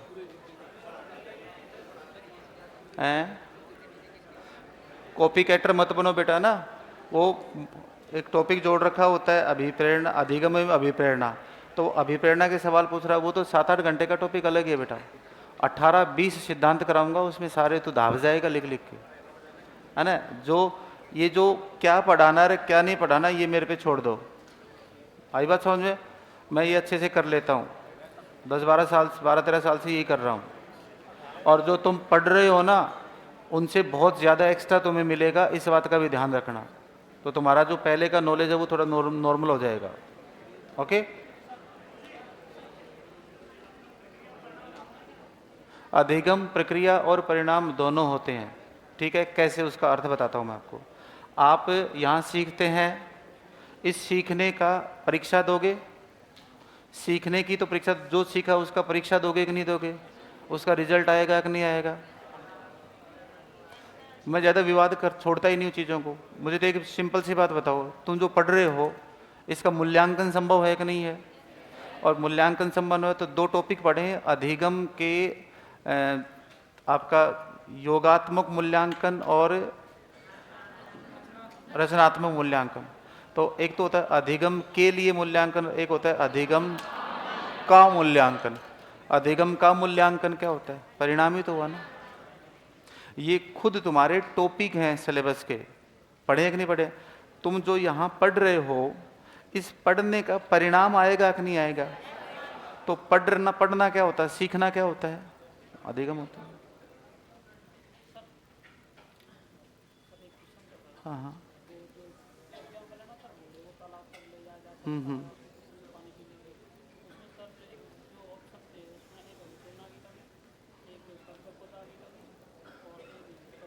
अभिप्रेरणा सीधी जुड़ी होती है तत्परता से, रुचि से। अब सवाल पूरा देगा तब बताऊंगा ना मैं। तत्परता का नियम है ना घोड़े के लिए, तत्परता रुचि से जुड़ी होती है, मानसिक तैयारी से, है ना। अधिगम के खुद आपको पता है कि अधिगम सीखने के प्रतिफल सीखा टॉपिक है, और तो अधिगम के नियम जहाँ पर भी होते हैं तो जो सीखते उसका परिणाम आता है। है ना। और सीखने के प्रकार हैं या अधिगम का मूल्यांकन किया जाता है किसके रूप में, रचना के रूप में और परिमाण के रूप में, होता है कि नहीं होता है। तो परिमाणात्मक मूल्यांकन, योगात्मक मूल्यांकन क्या होता है, जो सीखा गया उसी का तो योग करते हैं। अब लोगों को थोड़ा सा अगर वो खुद पढ़ाते समय ये सोच लें कि मैं पढ़ा रहा हूँ तो मेरा भी तो मूल्यांकन हो रहा है, और आप लोग पढ़ रहे हो आपका भी क्या है, मूल्यांकन हो रहा है, तो ये स्टेटमेंट लिखवाने से पहले सोच लेते कि अधिगम केवल प्रक्रिया है, परिणाम नहीं है। जबकि तुम पढ़ रहे हो उसका कोई ना कोई पॉजिटिव रिजल्ट आएगा, नेगेटिव रिजल्ट आएगा कि नहीं आएगा।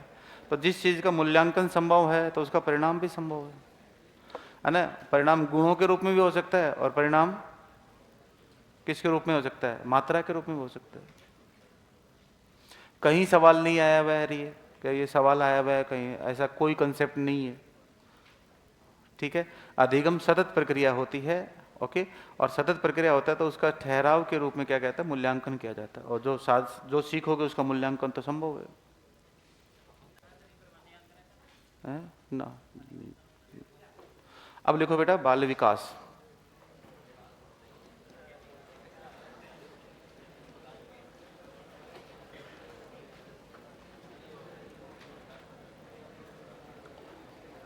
बाल विकास, हाँ जी।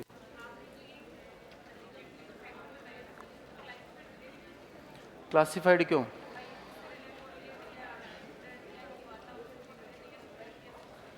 वो तो व्यक्तित्व से संबंधित आ जाएगा ना। सामाजिक कारक कौन से होते हैं, मनोवैज्ञानिक कारक होते हैं, तो व्यक्तित्व के कारक होते हैं अधिक मतलब। हाँ, पर्सनैलिटी से प्रभावित करने वाले कारक करेंगे तब करेंगे। सामाजिक कारक कौन से हैं, मनोवैज्ञानिक कारक कौन से हैं, जैविक कारक कौन से हैं। अभी प्रेरणा से संबंधित आएगा तब करेंगे जैविक कौन से, मनोवैज्ञानिक कौन से। तो वहां सेट हो जाएगा क्वेश्चन। बोलो।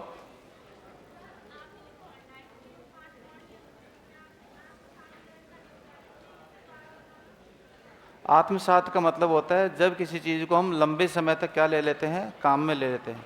तो लंबे समय तक काम में लेते हैं तो वो हमारे जीवन का या मस्तिष्क का क्या बन जाती है, हिस्सा। रोटी बनाते हुए कितने दिन हो गए तुझे, रुको भी एक बार, है ना, सवालों को सुनो। रोटी बनाते हुए कितने दिन हो गए, 4-5 साल हो गए।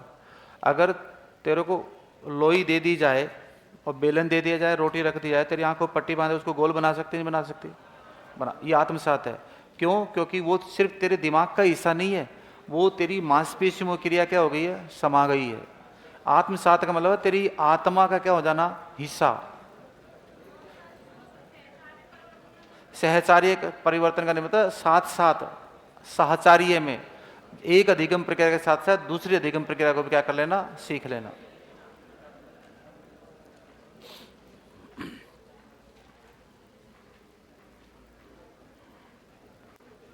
तो मुझे दे तो मैं बोल दूंगा, अरे मैं बोल दूंगा, मैं बोल दूंगा, या फिर तू ही जवाब दे दे उसका। आगे आ जा, तू जवाब दे दे।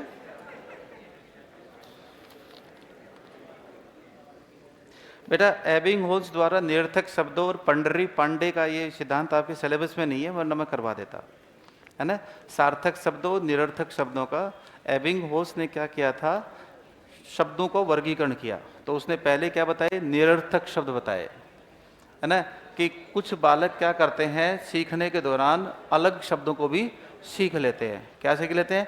जैसे XOR, इसका कोई मीनिंग नहीं है पूरी डिक्शनरी में, ठीक है। YZR, इसका कोई मीनिंग नहीं है। और ऐसे करते करते उसने 2300 शब्द बता दिए कि कुछ ऐसे शब्द हैं जो बच्चा 2300 शब्दों तो क्या करता है, निरर्थक शब्दों को सीखता है, ठीक है। अब इसमें अगर देखोगे आप तो यहाँ पर X ये क्या है, कंसोनेंट है, और O क्या है, वोविल है, और फिर क्या है, कंसोनेंट है। तो व्यंजन, स्वर और व्यंजन, इस क्रम में उन्होंने बताया।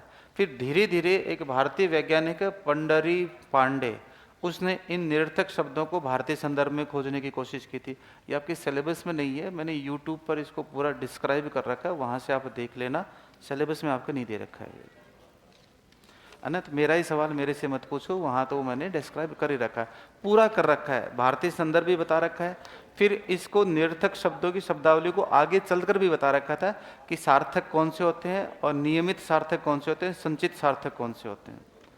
ठीक है, उस क्लास को कवर करो। 8 घंटे की क्लास है यूट्यूब पर, उस क्लास को कवर करो, प्रॉब्लम नहीं रहेगी। कितने लोगों ने पढ़ी अभी तक? बाकी के देवताओं भी शुरू करो। ठीक है, आप उत्कर्ष के यूट्यूब चैनल पे जाओगे, ठीक है, उत्कर्ष देख लो, अगर नहीं आता है उत्कर्ष टीचिंग एग्जाम, ठीक है, उत्कर्ष टीचिंग एग्जाम पर जाओगे और उत्कर्ष टीचिंग एग्जाम पर जाओगे तो वहां पर ये नाम लिखना है आपको। क्या लिखोगे? सुरेंद्र सांगवान। ये एन लगाना है, सागवान नहीं लिखना है ना, SANGWAN।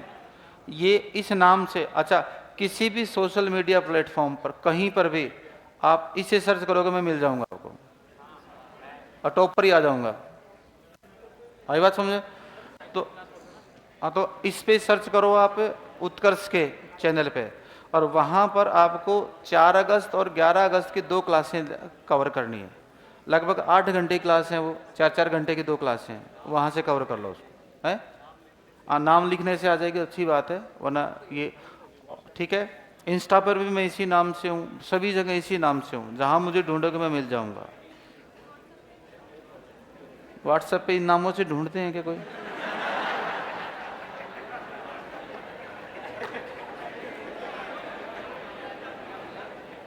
तुम्हारा क्या नाम है? तुम्हारा क्या नाम है? इस नाम से व्हाट्सएप मिल जाएगा?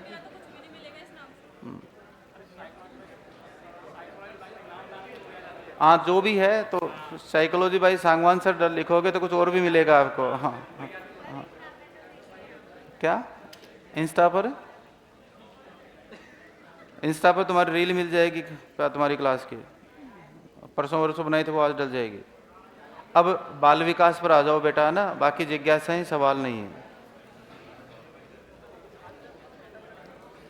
लिखो बाल विकास।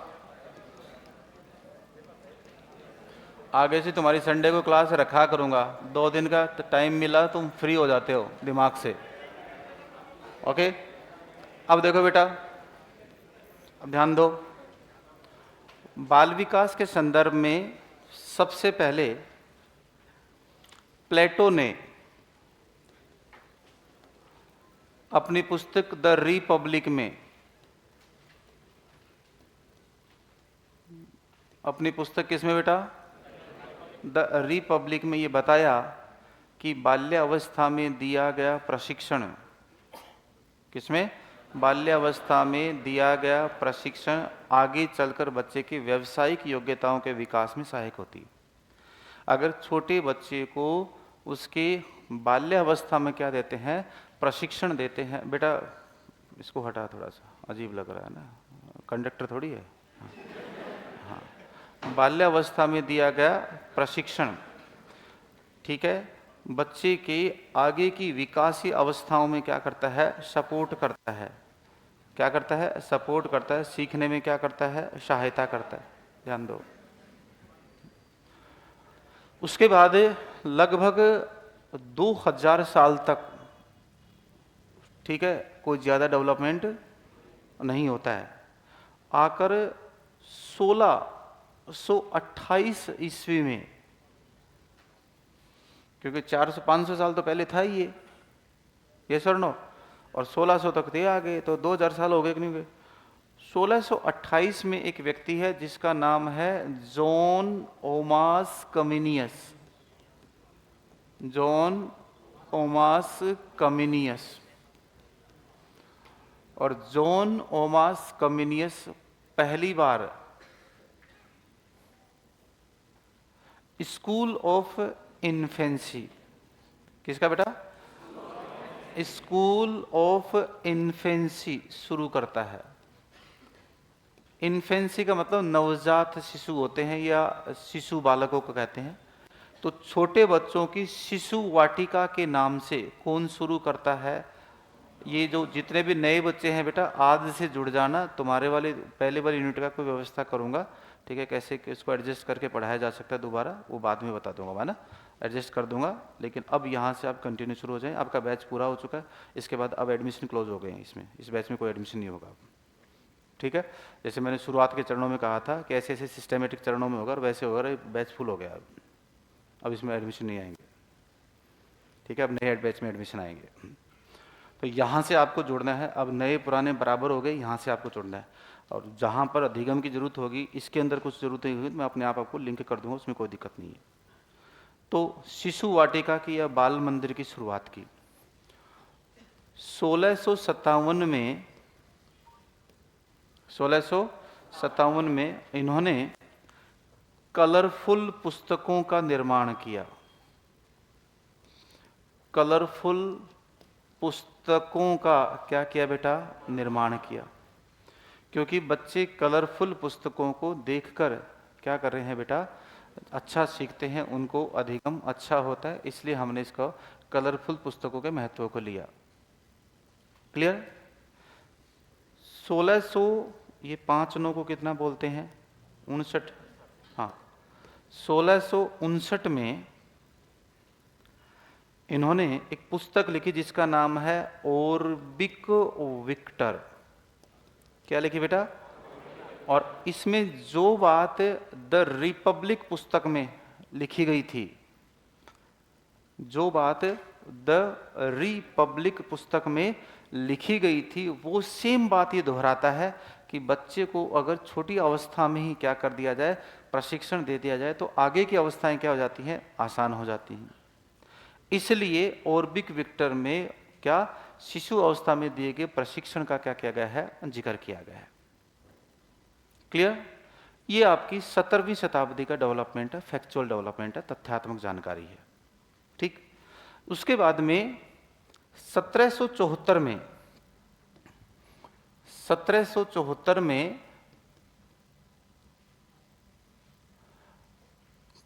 जर्मनी के एक साइंटिस्ट हैं जिसका नाम है पेस्टोलॉजी। क्या नाम है? पेस्टोलॉजी। पेस्टोलॉजी। और इन्होंने अपने 3.5 वर्षीय बेटे पर क्या किए? अध्ययन किए। और अध्ययन के दौरान ये अध्ययन पूर्ण रूप से क्या था? वैज्ञानिक अध्ययन था। पूर्ण रूप से अध्ययन कैसा था बेटा? वैज्ञानिक अध्ययन था, ठीक है। 1774 में जब पूर्ण रूप से वैज्ञानिक अध्ययन था, तो इन्होंने अपने इस अध्ययन को 1784 में क्या किया बेटा? 1784 में एक व्यक्ति है जो कि जर्मनी का ही है और बहुत बड़ा डॉक्टर है जर्मनी में, जिसका नाम है डॉक्टर टाइडमैन। क्या नाम है बेटा? डॉक्टर टाइडमैन कौन था? एक डॉक्टर था और ये छोटे बच्चों का डॉक्टर है।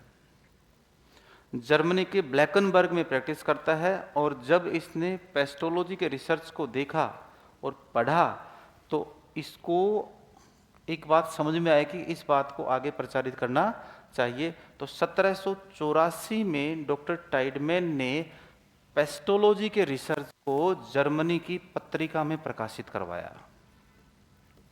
और जब जर्मनी की पत्रिका में प्रकाशित हुआ, बाकी आम लोगों ने देखा और फिर इसका इंग्लिश भाषा में भी क्या किया गया? जर्मन भाषा से इंग्लिश भाषा में कन्वर्जन किया गया। तब सभी लोगों ने पेस्टोलॉजी के रिसर्च को क्या दी? मान्यता दी। अब आगे समझ बात। तो बाल विकास के इस रिसर्च को मान्यता देने के कारण बाल विकास का प्राथमिक जो जनक है वो किसको मानते हैं? पेस्टोलॉजी को। अब स्टेनले हॉल के संदर्भ में एक विवाद है, उसको समझा देता हूं। मैक्सिमम लोग कहते हैं बाल विकास का जनक कौन है? स्टेनले हॉल ने पहली बात तो किशोरावस्था पर अध्ययन किया है, न कि बाल विकास पर अध्ययन किया, एक बात। नंबर 2, स्टेनले हॉल को बाल अध्ययन आंदोलन का जनक मानते हैं। किसका मानते हैं? बाल अध्ययन आंदोलन का। किसका मानते बेटा? बाल अध्ययन आंदोलन का। अध्ययन आंदोलन का जनक मानते हैं। किसका जनक मानते हैं? बाल अध्ययन आंदोलन का जनक मानते हैं, ना कि बाल विकास का जनक मानते हैं। क्योंकि जब अमेरिका के अंदर बाल सुधार गृहों की स्थापना की गई थी और बाल सुधार गृहों के अंदर बहुत ज़्यादा विवाद हो गया था, तो बाल सुधार गृहों में सुधार लाने के लिए उसने क्या किया था? बाल आंदोलन की शुरुआत की। तो बाल अध्ययन आंदोलन बोल दो या बाल अध्ययन आंदोलन के स्थान बाल आंदोलन बोल दो, तो दोनों एक ही बात है। वो संदर्भ अलग टेक्स्ट के अंदर है, ये संदर्भ अलग टेक्स्ट के अंदर है। अब समझ आएगी बात? तो यहां पर डॉक्टर टाइडमैन ने इसका प्रकाशन करवाया और यहां से पेस्टोलॉजी को मान्यता मिलने लगी है। किसके रूप में? बाल विकास के जनक के रूप में। प्रारंभिक बाल विकास का जनक पेस्टोलॉजी है, इस बात का ध्यान रखना है। क्लियर है? उसके बाद में 1784 में ही डॉक्टर टाइडमैन एक शाखा का निर्माण करते हैं, बाल मनोरोग विज्ञान। क्या बोला? बाल मनोरोग विज्ञान, बाल मनोरोग विज्ञान, बाल मनोरोग विज्ञान, इस शाखा का। तो बाल मनोरोग विज्ञान शाखा के जनक कौन है? टाइडमैन। और ठीक है, केस स्टडी मेथड के भी जनक कौन है? टाइडमैन। केस स्टडी मेथड या व्यक्ति इतिहास विधि के जनक कौन है? देखो ये दे तो कब दी थी? 1784, और इसका उपयोग में लिया गया 1787 में। इस विधि का शिक्षा शास्त्र के रूप में क्या किया गया? उपयोग। क्लियर? अब ये 18वीं शताब्दी चल रही है। कौन सी चल रही है? 18वीं शताब्दी चल रही है। इस समय एक व्यक्ति है जॉन लॉक। जॉन लॉक की बेटी का नाम है एना लॉक। क्या नाम है बेटा? एना लॉक। तो जॉन लॉक अपनी बेटी एना लॉक पर बाल विकास से संबंधित प्रयोग करते हैं, लेकिन ये साइंटिफिक अवधारणाओं पर, वैज्ञानिक अवधारणाओं पर नहीं थे। बेटा 30-40 मिनट से पानी पीते रहा करो, है ना। ब्रेन के अंदर घुलित ऑक्सीजन की कमी हो जाती है, ब्रेन की मेमोरी सेल्स काम करना बंद कर देती हैं। तो ब्रेन को एक्टिव रखना है तो हर 30 से 35 मिनट के बाद 2-3 घूंट पानी पीते रहा करो, वरना तो ये उबासी मारोगे तुम, दूसरे को निगल जाओगे ऐसे के साथ साथ। ठीक है? तो पानी की बोतल लाते हो तो इसको दिखाने के लिए मत लाया करो, उसको पानी पिया करो। और जैसे 30 से 35 मिनट हो जाएं तो पानी पीना शुरू करो। आदत डालो पढ़ने वाले व्यक्ति की तरह, है ना। ये फालतू में कचरा मत रखो दिमागों में। ठीक है? पढ़ना अलग कला होती है। तुमने जैसे सोचा कॉपी खोल के बैठ के पढ़ लिया, ऐसा कुछ नहीं होता है ना। ब्रेन की मेमोरी सेल्स को घुलित ऑक्सीजन चाहिए और वो पानी के अंदर है। ठीक है? तो पानी पिया करो। देखो पानी नहीं पियोगे तो लंबे समय पानी उबासी आने लगती है कि नहीं आती? पानी पीने के बाद नहीं आएगी, फर्क पड़ता उसका। ठीक है?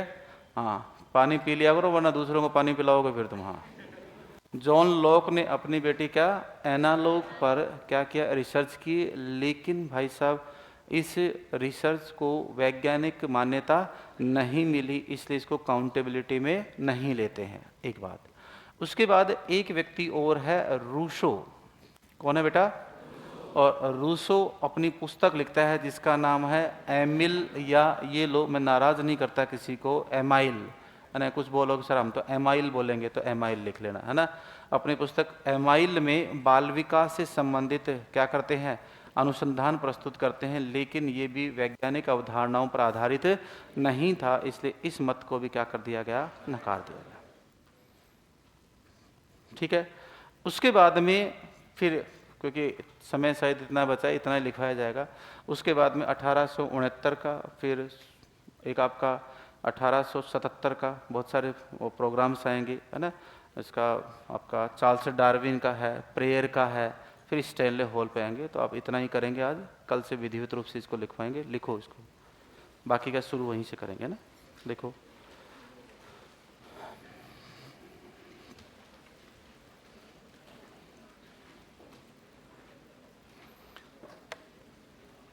लिखो बेटा।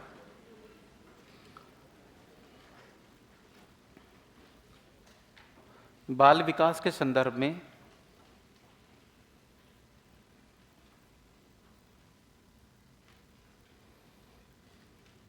सबसे पहले प्लेटो ने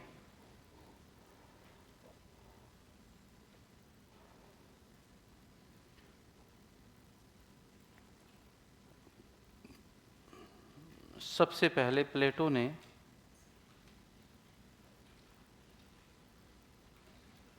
अपनी पुस्तक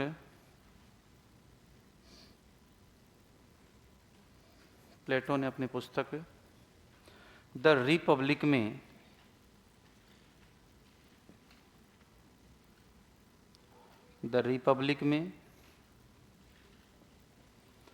बताया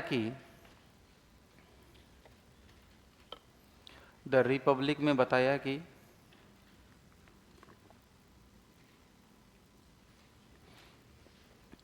बाल्यावस्था में दिया गया प्रशिक्षण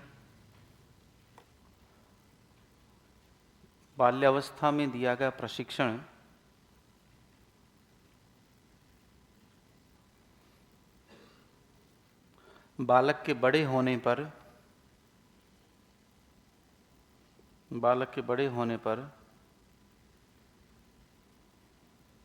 उसकी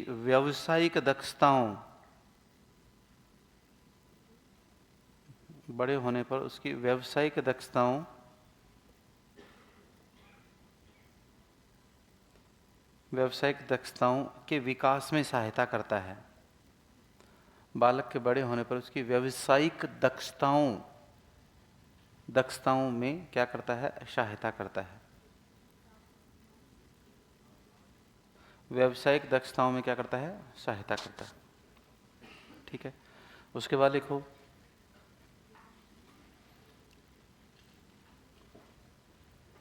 1628 में बाल विकास के संबंध में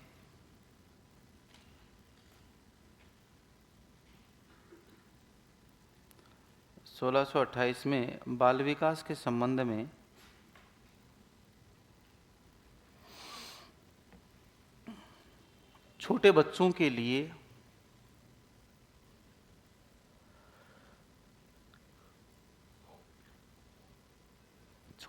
के लिए जॉन ओमाज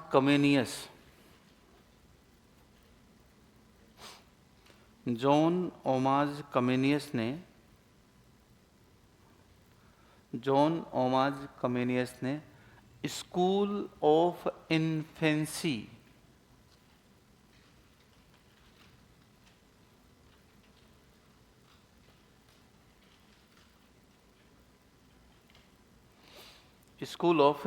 इन्फेंसी या बाल वाटिका की स्थापना की।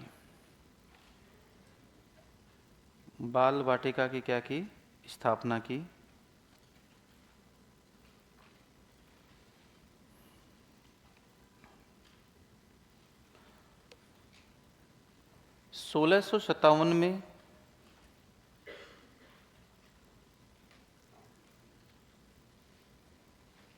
1657 में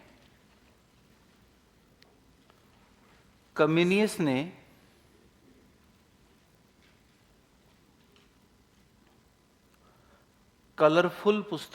रंगीन पुस्तकों का निर्माण किया।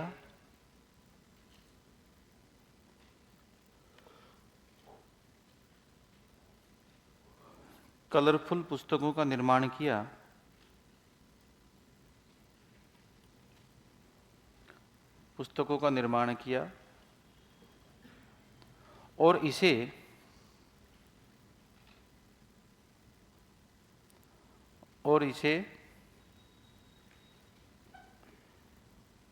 एक कलरफुल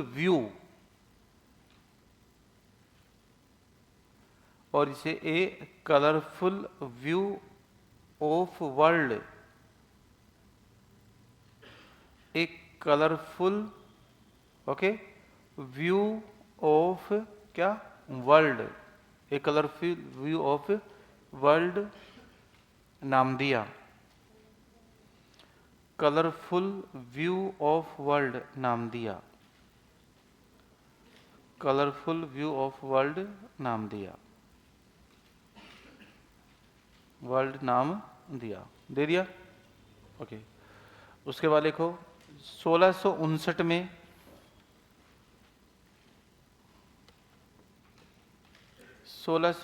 में कमेनियस ने 1659 में कमेनियस ने ओरबिक विक्टर नाम से पुस्तक लिखी। ओरबिक विक्टर नाम से पुस्तक लिखी।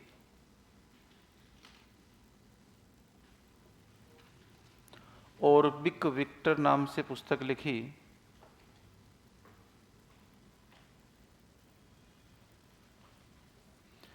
जिसमें बताया कि बाल्यावस्था में दिया गया प्रशिक्षण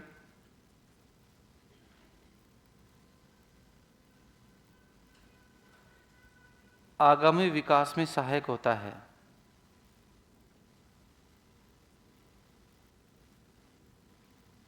बाल्यावस्था में दिया गया प्रशिक्षण आगामी विकास में क्या होता है? सहायक होता है।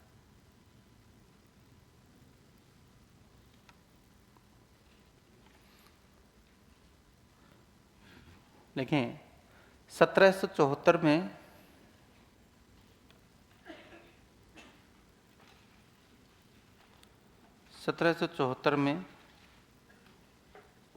जर्मन मनोवैज्ञानिक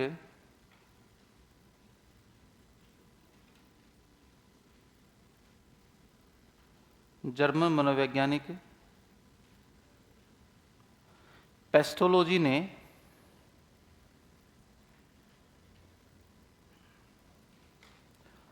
अपने 3.5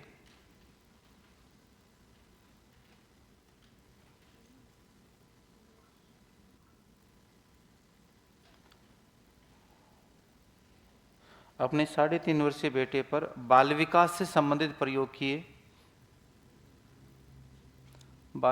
संबंधित प्रयोग किए।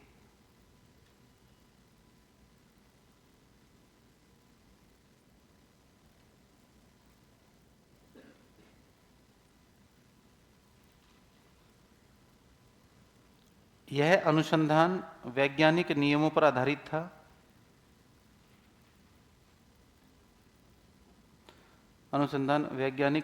आधारित था।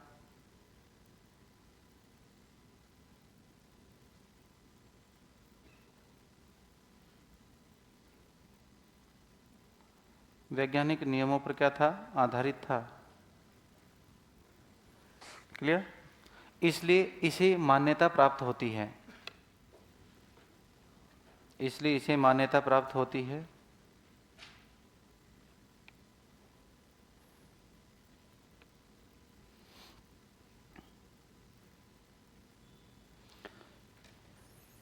सत्रह सौ चौहत्तर में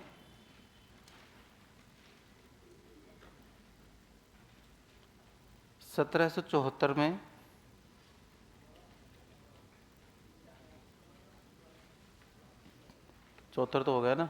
हाँ। 1784 में डॉक्टर टाइडमैन ने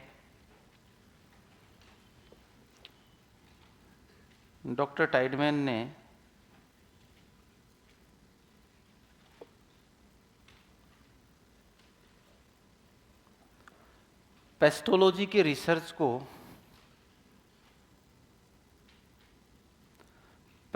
के रिसर्च को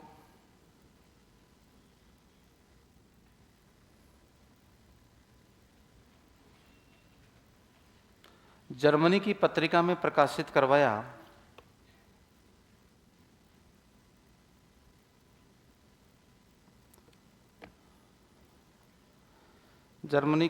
में प्रकाशित करवाया।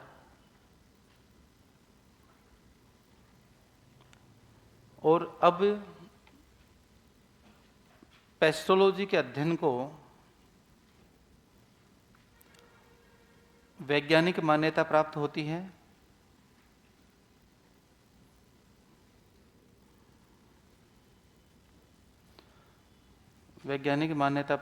है।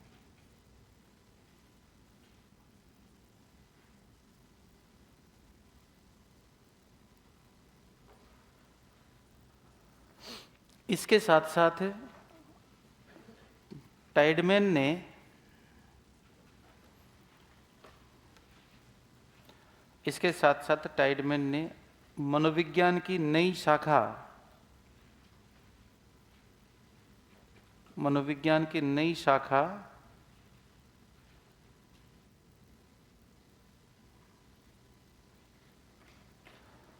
बाल मनोरोग विज्ञान, बाल मनोरोग विज्ञान का निर्माण किया।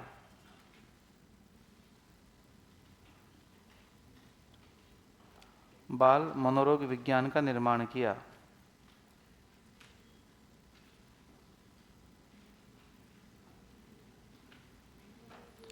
निर्माण किया।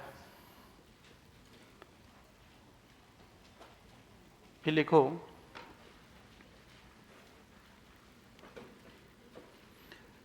सत्रह सौ चौरासी में ही टाइडमैन ने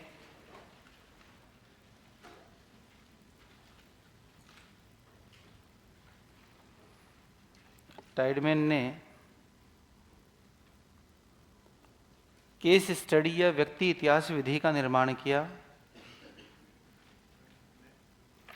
टाइडमैन ने केस स्टडी या क्या, व्यक्ति इतिहास विधि का निर्माण किया।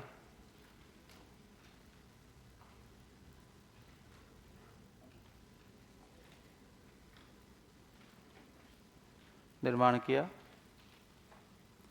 लेकिन इसका उपयोग 1787 में किया गया।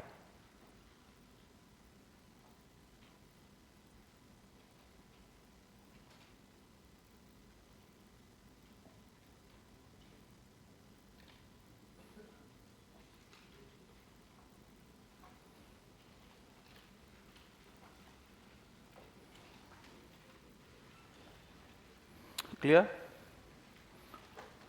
फिर लिखो, जॉन लॉक ने अपनी बेटी एना लॉक पर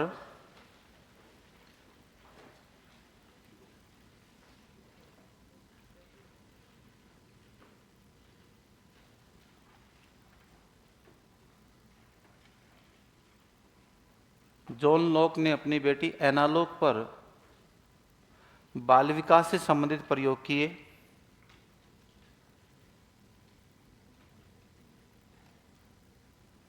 एक क्या किए, एना लॉक पर प्रयोग किए।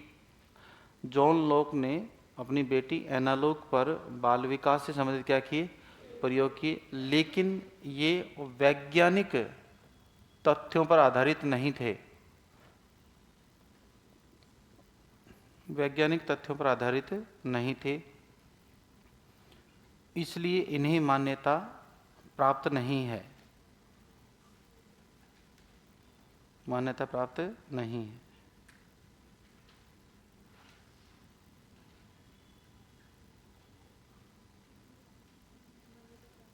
मान्यता प्राप्त नहीं है। फिर लिखें, रूसो ने अपनी पुस्तक एमाइल